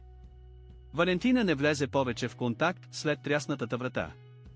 Имаше едно съобщение, 2 дни по-късно, кратко и с контролиран тон на човек, който е писал и преписвал, преди да го изпрати, казващо, че се надява той да е добре и че съжалява за начина, по който нещата са приключили. Лукас прочете съобщението веднъж, прибра телефона и не отговори. Нямаше какво да отговори, което да не е жестоко или фалшиво, а той беше имал достатъчно жестокост и фалш за цял живот през последните дни. Това, което остана, след като прахът се улегна, не беше само болката от потвърждаването на това, от което се боеше. Беше нещо посложно и странно, по-богато. Беше откритието, че е живял 3 години в отражение на самия себе си, в образа, който парите проектират, и че никога не е бил видян истински от онази жена. И щом никога не е бил видян, значи онази връзка е била, от началото до края, една самота с красив декор. Болката от загубата на една илюзия е реална. Но самата илюзия не беше любов и това правеше огромна разлика. В един петък след обед, 3 седмици след края с Валентина, Лукас излезе от офиса по-рано от обикновено. Беше нещо, което правеше рядко, да излезе преди 7, и секретарката му го погледна с изражение, което се опита да прикрие като изненада. Той й каза, че ще отиде пеша до метрото, което предизвика второ изражение, още по-трудно за прикриване. От кога председателят на Друмев Груп се вози в метрото? От сега, каза той и излезе, преди тя да успее да формулира отговор. Метростанция, Национален стадион Васил Левски, беше на около 15 минути пеша от централата. Лукас измина разстоянието бавно, без чувството за спешност, което обикновено управляваше всяко негово движение из града, и осъзнаваше, пресечка след пресечка, че София има напълно различна текстура, когато краката докосват земята и шумът беше друг отблизо, по-физически, по-присъстващ. Миризмите бяха по-интензивни, на кафе, пържено, изгорели газове и цветя от Сергия, които се бореха на същия квадратен метър тротуар. Хората, които минаваха, имаха изражения, които той никога не беше разчитал преди, защото никога не беше бил достатъчно близо, за да ги разчете. Имаше цял живот, случващ се на нивото на тротуара, който 42-ият етаж никога не предоставяше. Хвана метрото до станция, Медицински университет, и излезе в сърцето на квартал Кривата река, близо до малките улички около Руски паметник. Беше район, който познаваше по име и от някои вечери в хубави барове преди години, но който беше посещавал малко през последното десетилетие, защото животът на върха на София има свои собствени вериги и те рядко включват павираните улички и малките стари кооперации. Вървеше без цел, с ръце в джобовете, облечен в обикновен панталон и риза с навити ръкави, без сакото, без часовника Патек Филип, който беше върнал на китката си след теста, но който онзи ден беше оставил нарочно в чекмеджето на офиса. Кварталът живееше в онзи петък след обед със специфичния ритъм на бохемските места, които се събуждат късно и стоят будни до късно. Лукас вървеше по тесните улици, наблюдавайки цветните фасади, ателиетата, малките галерии, баровете, които вече започваха да се пълнят. Имаше човешки мащаб в това място, който финансовият център на града беше загубил преди десетилетия, ако изобщо някога го е имал. Именно на една павирана уличка с стари дървета, чието корени бяха изкривили настилката през десетилетията, той видя фасадата на книжарница, между редовете. Беше малка и нарочно такава. Врата от тъмно дърво с името, изписано с букви със скромен размер, витрина с книги, подредени без онази търговска мания за новости и бестселъри, която големите вериги излагаха като трофеи. На витрината имаше купчина поезия до испански роман, който Лукас разпозна като рядко издание, и ръчно написана картичка, която казваше само «Влезте». Имаме чай, нещо в тази фраза го накара да спре за секунда повече от необходимото, за да я прочете. В нея имаше гостоприемство без показност, покана без преувеличение, която звучеше различно от всичко, което беше получавал напоследък, където всяко гостоприемство имаше скрита цена или вуал от намерение. Той влезе. Интериорът на книжарница, между редовете, беше перфектната противоположност на апартамента в Бояна. Малък, плътен, с етажерки, които отиваха от пода до тавана по всички стени и които преливаха с леко хаотична щедрост, сякаш книгите бяха пристигали малко по малко и бяха намирали място с обич, но без строгост. Имаше мирис, който той разпозна като мирис на стара хартия, дърво и нещо леко флорално в мирис, който нямаше име, но който предизвика в него усещане, приличащо със странност, която го изненада, на усещането да се прибереш у дома след дълго отсъствие. Имаше два футьойла за четене в дъното, маса с електрическа кана и колекция от кутии с чай, а зад дървения щант отляво жена на около 30 с черна коса, подстригана до раменете, и очила с кръгли рамки, които беше свалила на носа си, докато четеше нещо, и която вдигна очи, когато звънецът на вратата прозвуча. Тя имаше усмивка, която се появи на лицето и с естествеността на човек, който не репетира усмивки, който не я използваше като инструмент и затова звучеше по-истинска от всяка отрепетирана усмивка. Каза: "Добър ден", със спокоен глас и се върна към книгата си, без да прави нищо повече, без да пита дали може да помогне, без да предлага нищо, което той не би поискал. Лукас остана неподвижен за секунда, свикнал със среди, където неговото присъствие предизвикваше някакъв вид незабавна реакция. Тук реакцията беше усмивка и тишина, а тишината беше, парадоксално, най-уважителният жест, който някой беше правил към него от дълго време. Започна да върви покрай рафтовете. Книгите бяха организирани по начин, който не беше точно азбучен, нито по жанр, но имаше вътрешна логика, която той откриваше, докато вървеше, сякаш бяха подредени по някакъв критерий на афинитет, който не можеше да назове напълно, но можеше да усети. Поезия до философско есе. Научна фантастика до градска хроника. Том на Далчев до някой на Йовков, който докосваше Маркес, сякаш езикът беше пореста граница между приятели. Спря пред Далчев. Извади един том от рафта.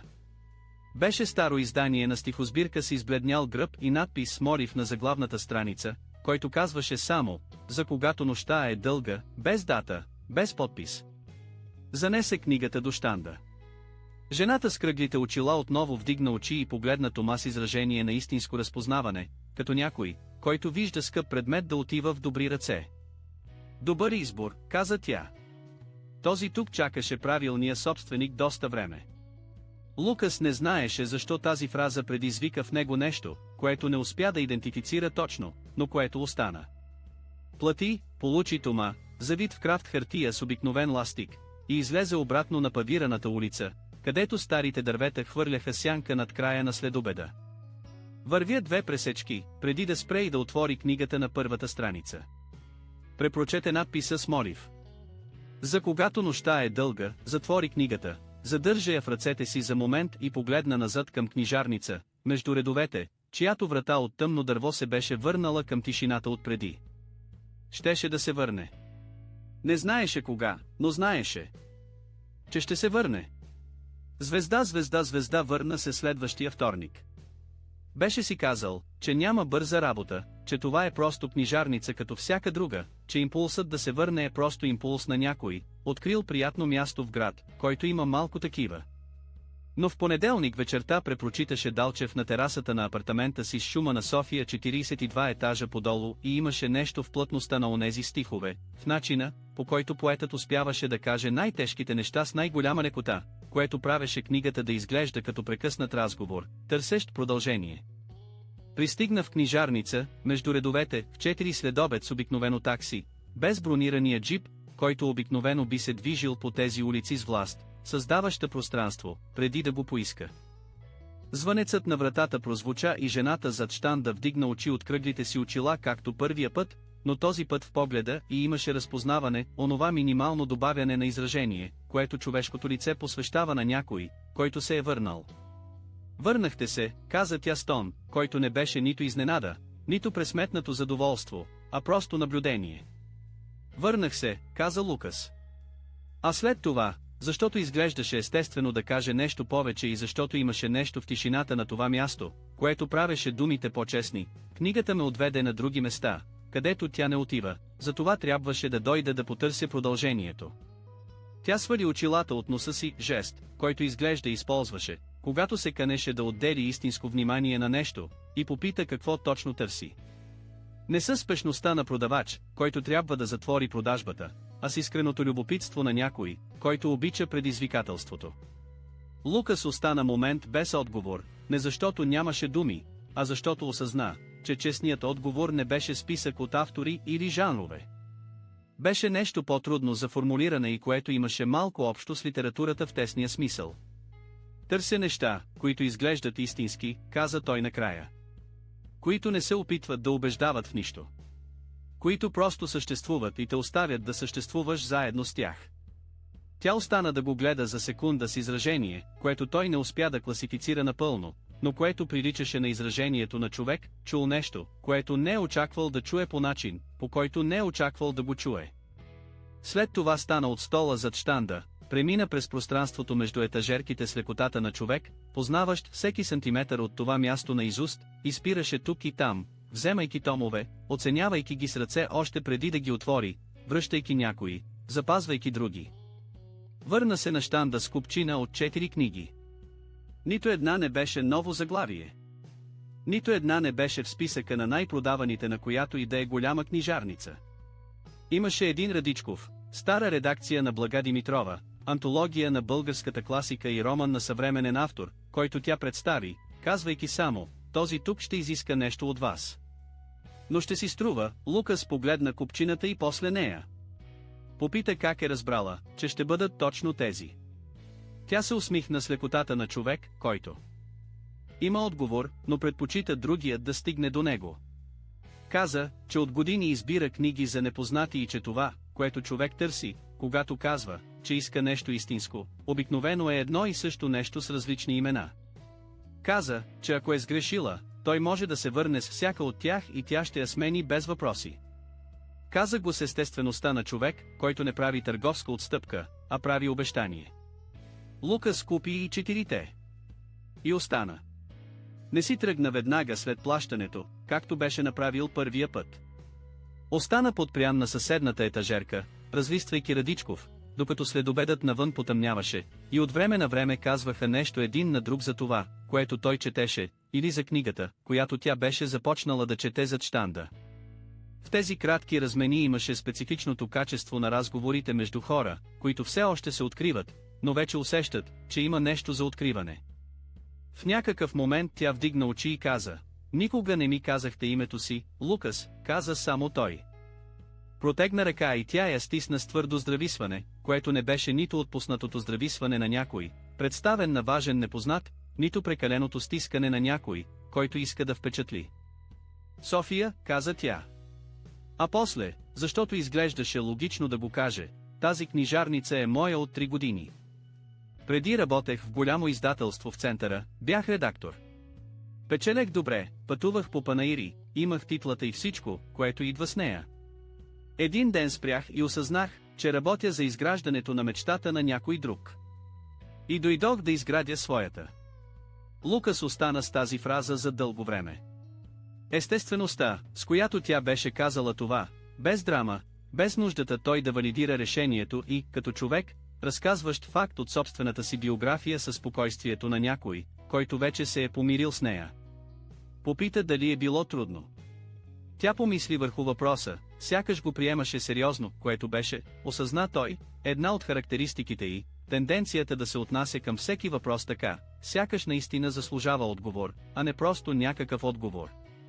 Каза, че е било трудно по добър начин. Типът трудност, който избираш, защото знаеш, че от другата й страна стои нещо, което е твое в действителност. Излезе от книжарница, между редовете, 6:30, когато тя започна да гаси вътрешните светлини. Павираната улица беше по-студена, нощта пристигаше над квартала с онзи забавен ритъм на място, което не бърза да угасне. Вървя до булеварда и хвана такси обратно към Бояна с торбата с книги в скута си и глава, заета по начин, който не беше тревожната заетост на работата, нито неспокойната празнота от последните седмици. Беше нова заетост. Внимание, насочено към нещо, което все още нямаше име. Следващата седмица се върна в четвъртък. Беше завършил Радичков за 2 нощи, необичайна скорост за мъж, който от години едва намираше време да чете нещо освен отчети и договори. София подреждаше нова пратка книги, когато той влезе, подреждайки томовете върху щанда с концентрация, която не се прекъсна напълно при звънеца на вратата, а само се коригира, за да включи съзнанието, че някой е влязъл. Каза: "Добър ден", без да вдига очи от купчината, която преглеждаше, и когато той каза, че е завършил книгата за 2 дни, тя спря това, което правеше, и го погледна с изражение на истинско одобрение, смесено с подновено любопитно. "Как беше?" попита тя. "Трябваше да го прочета преди 20 години", каза Лукас. "Но може би нямаше да разбера същото." Тя се съгласи с това с бавно кимане, сякаш това наблюдение потвърждаваше нещо, което тя вече мислеше. Каза, че има книги, които чакат правилния момент от живота на човека, които пристигат, когато човек е на правилното място отвътре, за да ги приеме.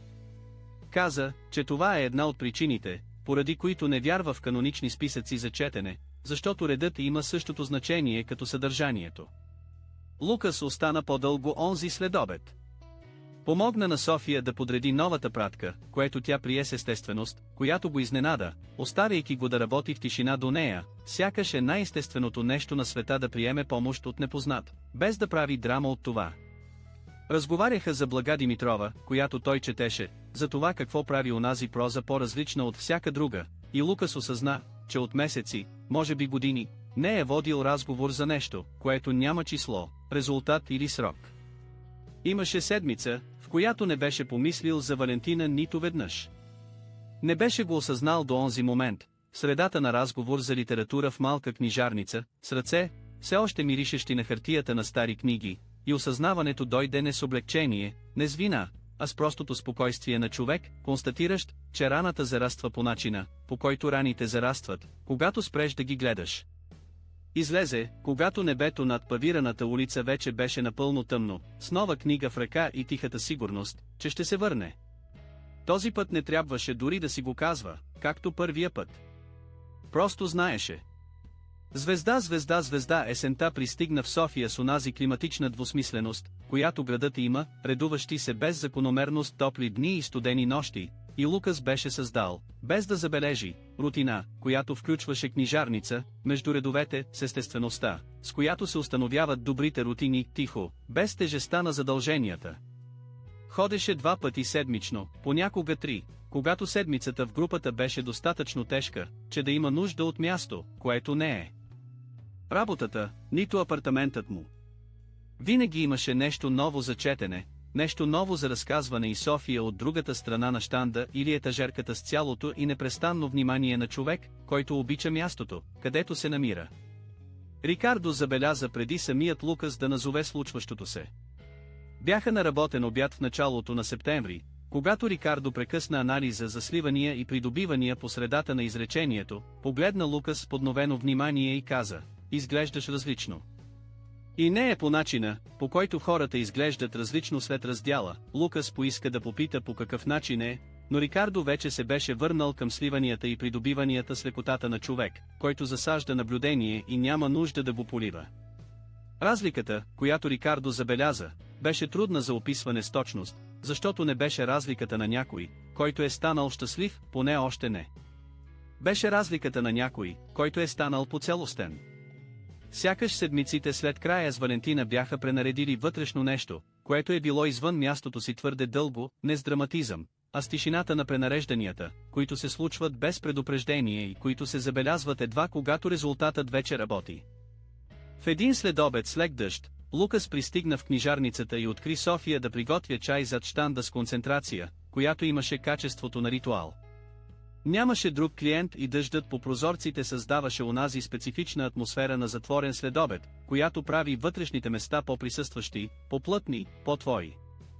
Тя го чу да влиза и каза, без да се обръща, че е направила чай от хибискус и че той идва точно на време.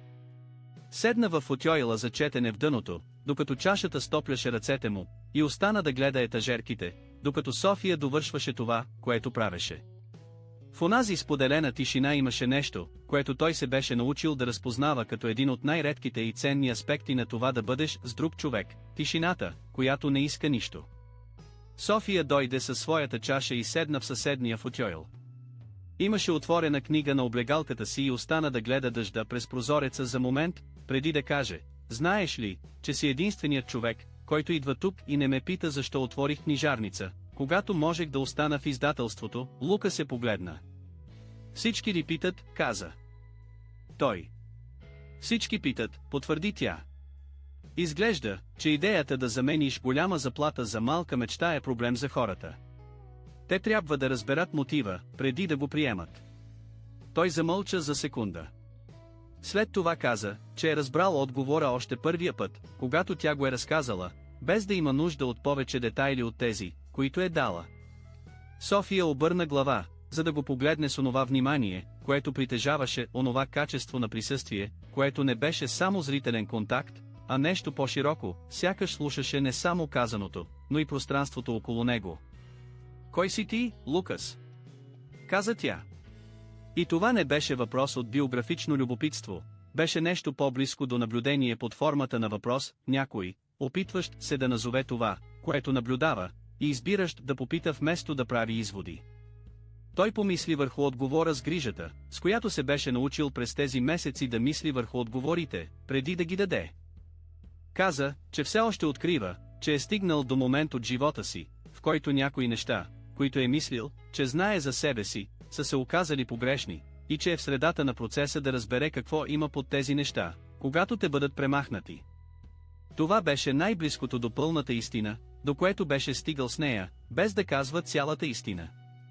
София слушаше, отпи от чая си и каза, че разбира това. Каза, че е преминала през нещо подобно, когато е решила да напусне издателството, че има период на дезориентация, който изглежда като загуба, но всъщност е отварящо се пространство. Каза, че проблемът е, че пространството без име плаши повече от пространството, пълно с грешни неща, защото поне грешните неща са познати. Лука се погледна и усети нещо, което не беше усещал от дълго време. Неспешната топлина от началото с Валентина, не онова привличане, което имаше напрежение отдолу. Беше нещо различно, по-дълбоко и потихо. Усещането, че те вижда някой, който не знае какво вижда, и въпреки това вижда правилно.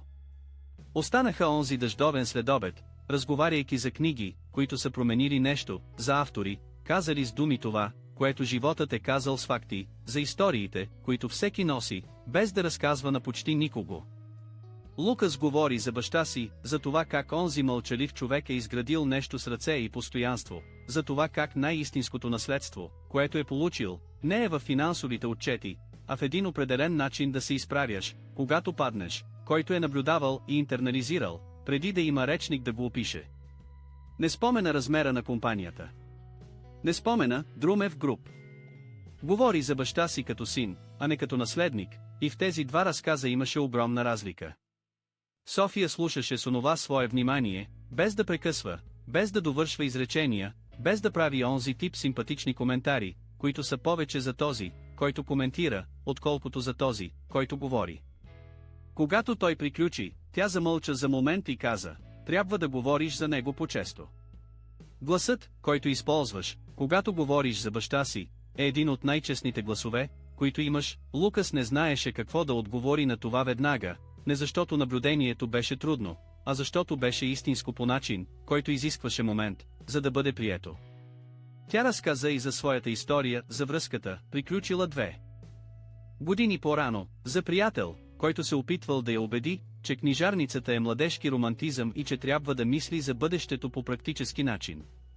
Каза, че е прекарала 6 месеца, опитвайки се да види света през неговите очи, опитвайки се да намери аргумента, който да направи книжарницата излишна, и че е стигнала до една сутрин, в която се събудила и разбрала, че няма аргумент, че има само избор между това да бъде коя е тя или да бъде редактирана версия на себе си, за да се впише в проект, който не е нейн.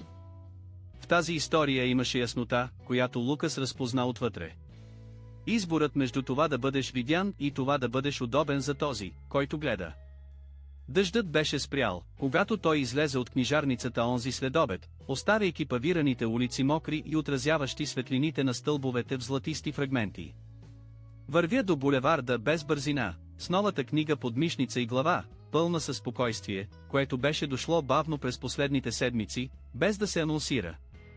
Спокойствието на някой, който е точно там, където трябва да бъде, дори и все още да не знае точно защо.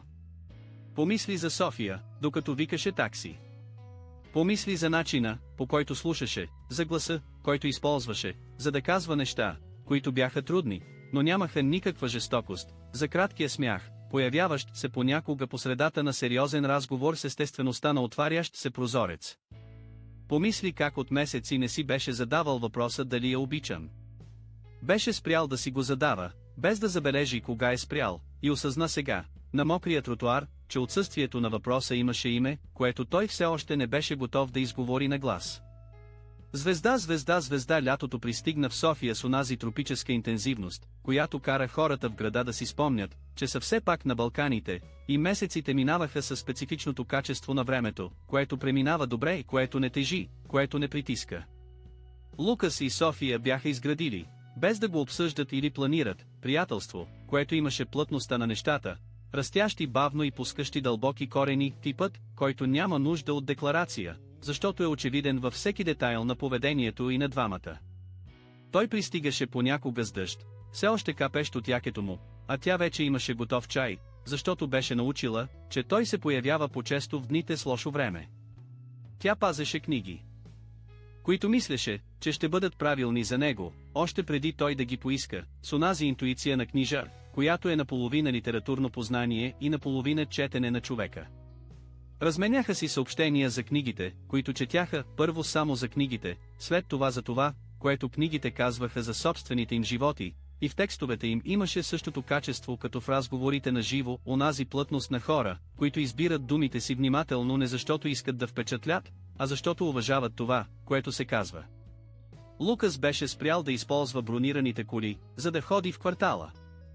Беше спрял да използва почти всичко, което го идентифицираше незабавно като това, което е не по стратегия, не като продължение на теста, който беше направил с Валентина, а защото беше открил, че онзи квартал, онази книжарница, онзи следобед с чай, книги и честен разговор, стоеше по-добре вътре в него, когато не пристигаше с цялата броня. Рикардо беше направил коментар на една среща през септември, месеци след края с Валентина, който беше останал да ячи. Понякога най-доброто решение, което един богат мъж може да вземе, е да си спомни, че е първо мъж. Лукас се беше засмял тогава. След това си беше помислил, че Рикардо, както обикновено, е бил поточен, отколкото изглежда. В един следобед на януари, особено горещ, когато слънцето влизаше през витрината на книжарницата под кос ъгъл и правеше прашинките във въздуха видими като светлинни точки, Лукас седеше на пода между две етажерки, с гръб към дървото и изпънати крака, четейки романа, който София му беше препоръчала преди месеци и който той беше отлагал без конкретна причина. София беше от другата страна на етажерката, толкова близо, че той успяваше да чува от време на време шумоленето на страниците, когато тя ги обръщаше. Тя зачете на глас, внезапно, без предупреждение, стих, който беше в книгата в ръцете й. Гласът и в тишината на празната книжарница имаше различно качество, по-изложено, по-директно, сякаш изваждането на думите от хартията и поставянето им във въздуха променяше нещо в природата им. Лукас остана неподвижен, слушайки, без да отговори веднага. Когато тя свърши да чете, той каза, без да мисли, че точно така е било. Тя попита какво е искал да каже. Той остана момент, преценявайки колко да каже. Беше стигнал през последните месеци поблизо до цялата истина, отколкото във всеки предходен момент. София знаеше за баща му, знаеше за периода на дезориентация, знаеше за връзката, приключила по начин, който е бил необходим, но е беорял, знаеше почти всичко важно за Лукас Друмев, освен фамилията и това, което фамилията носеше. Това беше пропуск, започнал като предпазливост и превърнал се в тежест, растяща в пряка пропорция с връзката между тях, защото връзката правеше пропуска все по-малко честен. Каза, че е бил във връзка, в която никога не е бил видян истински. Че е прекарал 3 години, опитвайки се да убеди себе си, че това, което вижда, е любов, когато е било нещо друго. И че е стигнал, след всичко това, до място, което не е очаквал и което се е оказало най-истинското място, на което е бил. София не отговори веднага. Слушаше с онова качество на внимание, което той се беше научил да разпознава като едно от нещата, които най-много цени в нея. След това каза с глас, който не беше на осъждане, нито на утеха, а на някой, който разпознава нещо от собствения си опит, трудно е да знаеш, че си бил виждан по начин, който не си ти. Защото липсата, която чувстваш след това, не е по човека. Тя е по версията на самия теб, която е вярвала, че е обичана. Лукас остана в тишина за момент, който беше достатъчно дълъг, за да разбере тя, че е казала нещо, което е стигнало дълбоко. След това каза с тишина, която беше почти признание: точно така е. Останаха там известно време така, двамата от всяка страна на дървената етажерка, в тишината на книжарницата със следобедното слънце, спускащо се през витрината, и в тази тишина имаше интимност, която нямаше нужда от нищо повече, за да бъде това, което е. Навръщане към Бояна онази вечер, в таксито, което се движеше по булевард България, с осветената София в цялата и шумна и блестяща необятност, Лукас остана да гледа през прозореца, мислейки, че е дошъл моментът да бъде напълно честен. Не защото трябваше или защото етиката на ситуацията го изискваше, а защото имаше нещо, което беше научил в месеците след края с Валентина, което беше по-ценно от всеки урок, който парите бяха купили. Когато откриеш нещо истинско, единственият начин да се отнесеш към него с уважение е да бъдеш цялостен пред него. Той не беше бил цялостен с София. Беше бил истински във всичко, което беше казал. Беше бил честен в разговорите, в тишината, в книгите, които избираше, и във въпросите, които задаваше. Но имаше огромно измерение от живота му, което беше оставил извън това пространство, и докато това измерение стоеше отвън, връзката, която бяха изградили, щеше да бъде истинска отчасти, което беше изискан начин да бъде непълна. Трябваше да каже кой е. И трябваше да открие след това какво остава. Звезда, звезда, звезда избра вторник, защото вторниците имаха най-тихото движение в книжарницата според това, което беше наблюдавал през месеците посещения. Пристигна в началото на следобеда, когато февруарската жега правеше павираната улица да изглежда като глинена пещ, а старите дървета използваха всяко листо, за да създадат сянка, която не беше достатъчна, но беше каквото имаше. Нямаше друг клиент, когато влезе. София беше на стълбата, подпряна на най-високата етажерка, реорганизирайки книгите с философски есета с концентрация, която не се прекъсна напълно с пристигането му, а се адаптира, за да го включи, както беше нейният навик. Добър ден, каза тя отгоре, без да се обръща. Има лимонада в малкия хладилник отзад, направих я тази сутрин. Лукас отиде до дъното, сипа 2 чаши, върна се и застана подпрян на етажерката до стълбата, гледайки я как работи. Имаше нещо, което той се беше научил да цени в този неин начин да присъства без показност, тази способност да включва друг човек в пространството без церемонии. Но онзи ден имаше нещо различно в начина, по който я гледаше, по-остро внимание, по-осъзнато за тежестта на това, което се канеше да се случи. Тя слезе от стълбата, взе чашата с лимонада, която той беше оставил на най-близкия до нея рафт, отпи глътка и го погледна с онова изражение, което имаше, когато беше разбрала, че има нещо различно, но предпочиташе да го остави да дойде само. Имаш нещо да ми казваш, каза тя. Не беше въпрос. Лукас замълча за секунда. След това каза, да.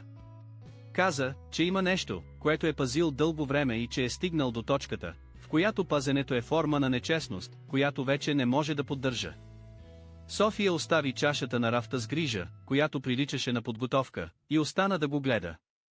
Пълното ми име е Лукас Друмев, каза той. Тишината, която последва, не беше тишината на някой, който не е разпознал името. Беше тишината на някой, който го е разпознал твърде добре. София остана да го гледа с изражение, преминало през няколко състояния в бърза последователност, изненада, недоверие, прекалибриране и накрая една замислена тишина, която беше по-трудна за разчитане от всяка предходна. Друмев груп? Каза тя накрая. Лукас каза, да. Каза, че е дошъл в книжарницата и за първи път в ден, в който се е разхождал из квартала без цел, идвайки от труден период, променил някои неща завинаги, и че се е върнал, защото е открил там нещо, което не е откривал никъде другаде в града. Каза, че е оставил фамилията отвън не по сметка, а от предпазливост, и че предпазливостта е продължила твърде дълго и се е превърнала в нещо, което вече не е било честно да поддържа.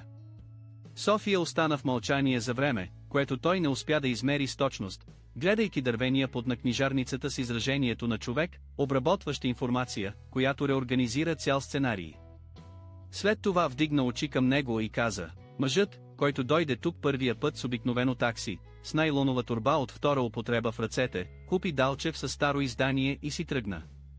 Този мъж има 4 милиарда лева, около 4, каза Лукас с глас, съдържащ нещо близко до срам, не заради състоянието, а заради пропуска. София остана още момент в мълчание. Тогава, с бавност, изглеждаща умишлена, отиде до футьойла за четене в дъното и седна. Лукас я последва и застана пред нея, чакайки реакция, която все още не знаеше каква ще бъде. Тя каза: разкажи всичко, и той разказа. Не със студенината на човек, представящ отчет, а по начина, по който се беше научил от нея, с точните думи за точните неща и точната тишина за това, което думите не достигат. Разказа за съмнението, което е носил месеци наред, за теста, за това, което е открил в кафенето в онези 2 следобеда и което е потвърдил отвъд всяко разумно съмнение.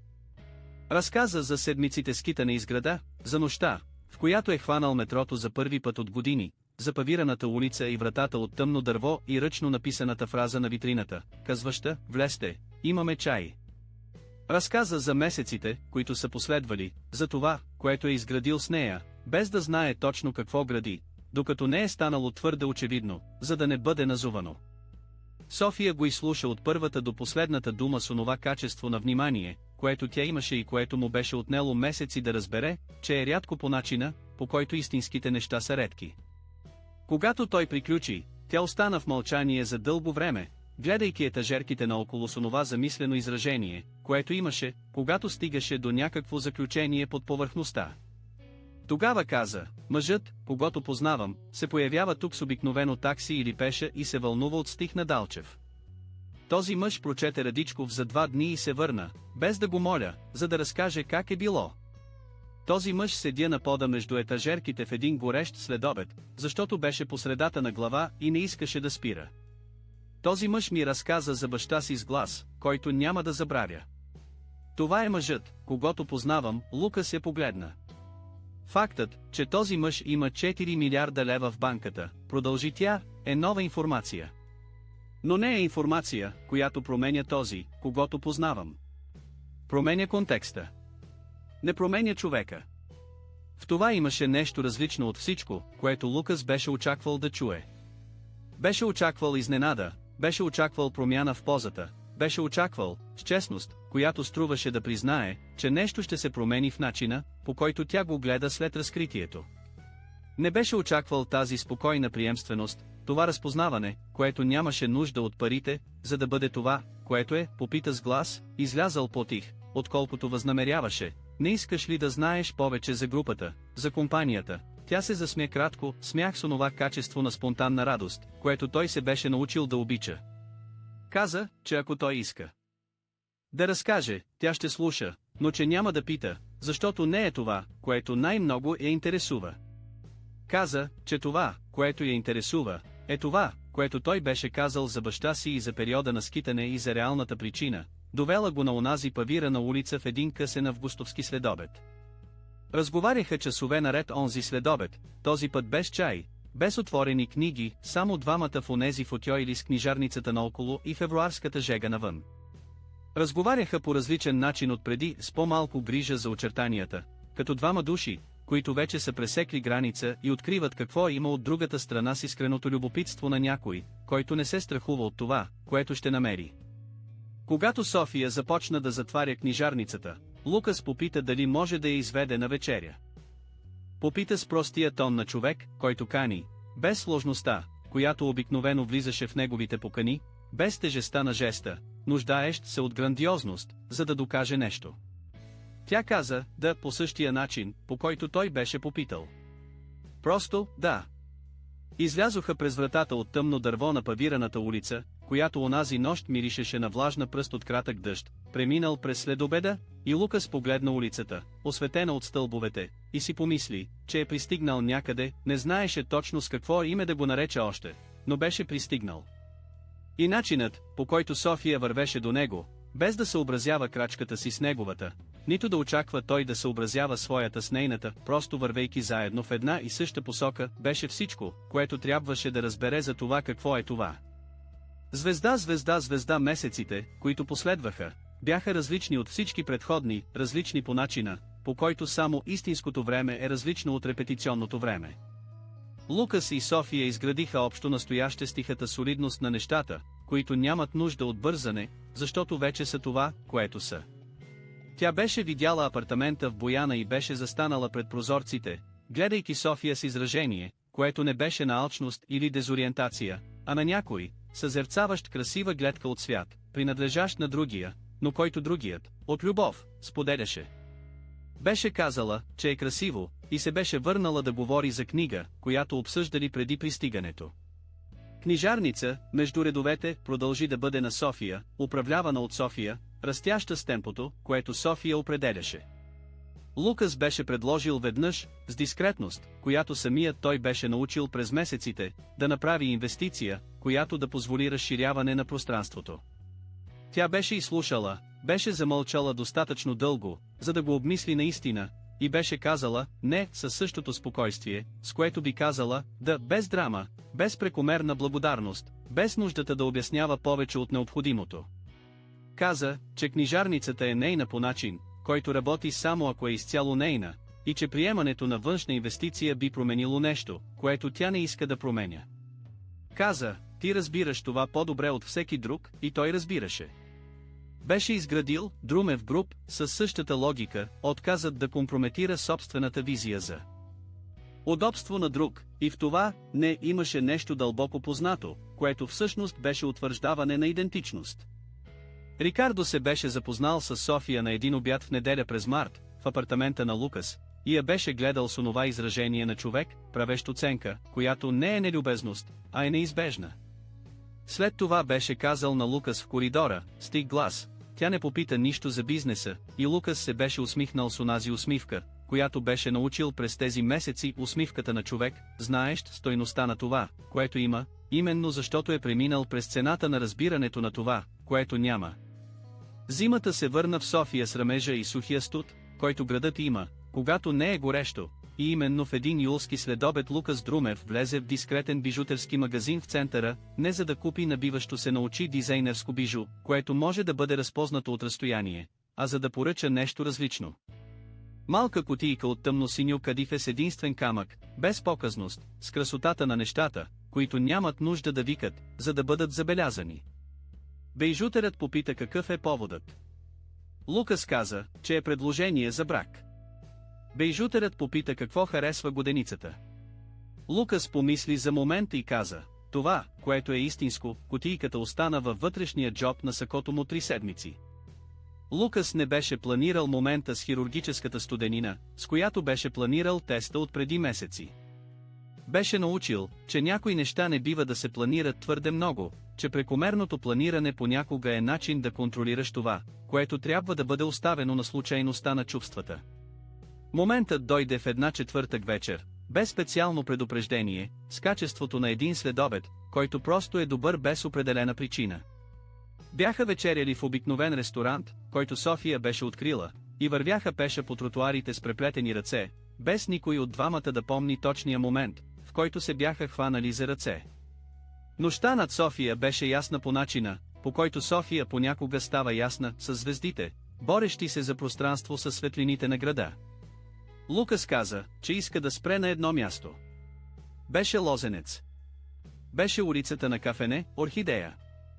Беше мислил за това, за използването на онова място, което носеше история, която беше боляла. Беше мислил, че има два начина да се справяш с местата, пазещи трудни спомени, да ги избягваш завинаги или да си ги върнеш с история, която е по-истинска. Беше избрал втория начин. Влязоха в Кафене, Орхидея.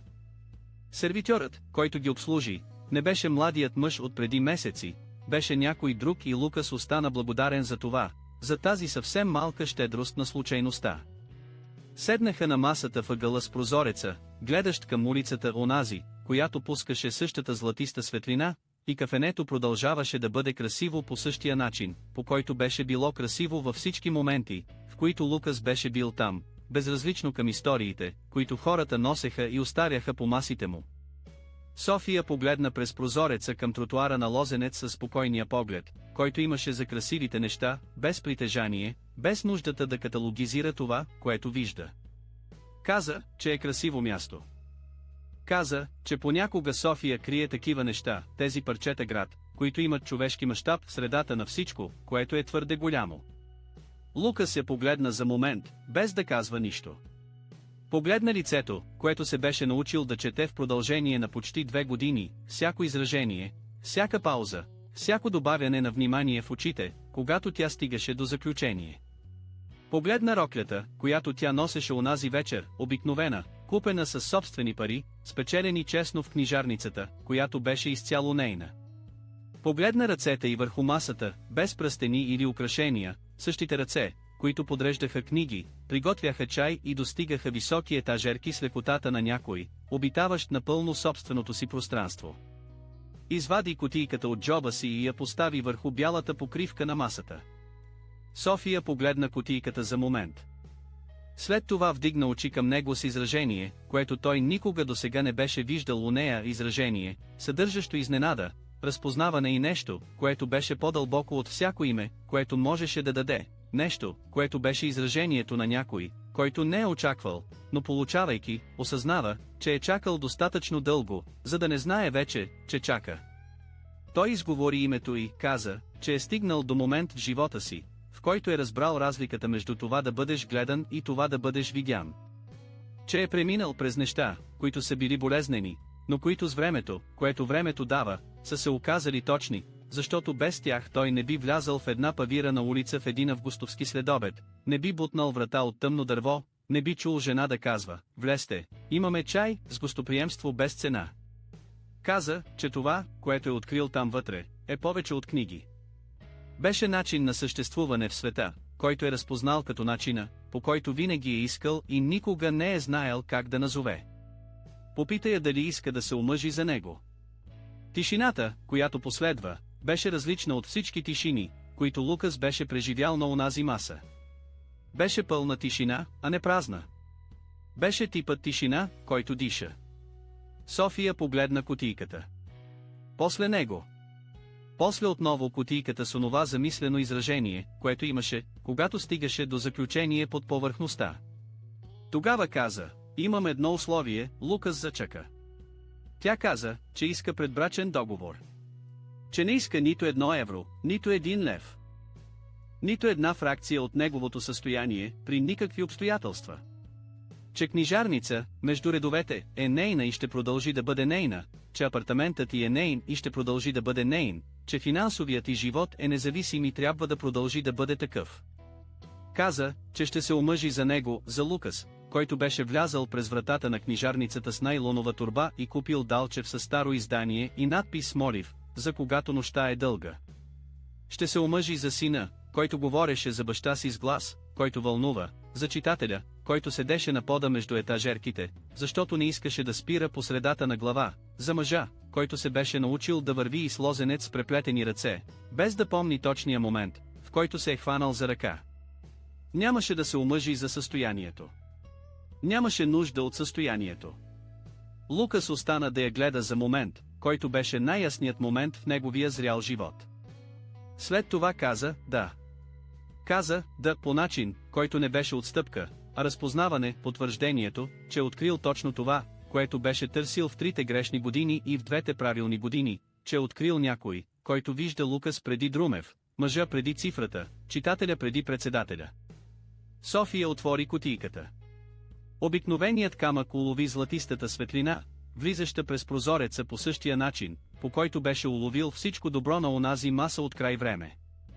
Тя постави пръстена на пръста си, погледна ръката си за секунда и след това го погледна с усмивка, която не беше на триумф или облегчение.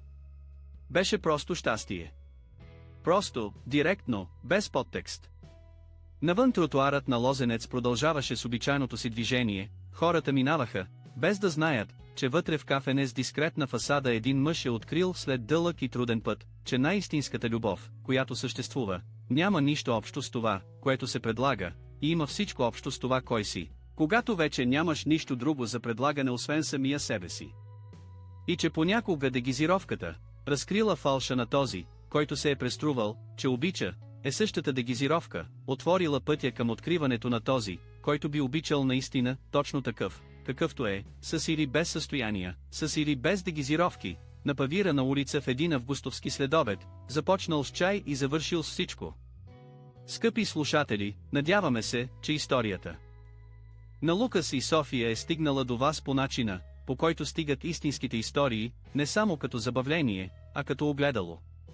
Огледало, в което може би сте разпознали нещо от самите себе си, съмнение, което сте носили, избор, който сте отлагали, или просто спомена, че любовта, която си струва, не е тази, която ни избира заради рамката, която сме изградили около себе си, а тази, която ни избира въпреки факта, че няма никакво задължение да го прави. Ако тази история е раздвижила нещо във вас, не я пазете за себе си. Споделете я с някой, който има нужда да чуе, че да бъдеш обичан истински е възможно и че започва с това да бъдеш истински. Абонирайте се за канала, за да може следващите истории да стигат до вас, без да се налага да ги търсите, защото имаме много такива истории за трудни избори, реални любови и пътища, които имат смисъл само когато се гледат отзад напред. Оставете своя лайк и ни кажете в коментарите, бихте ли повярвали в любов, която ви е избрала, без да знае какво притежавате. Ние четем всеки отговор и всеки отговор ни казва, че си струва да продължаваме да разказваме. Край на историята.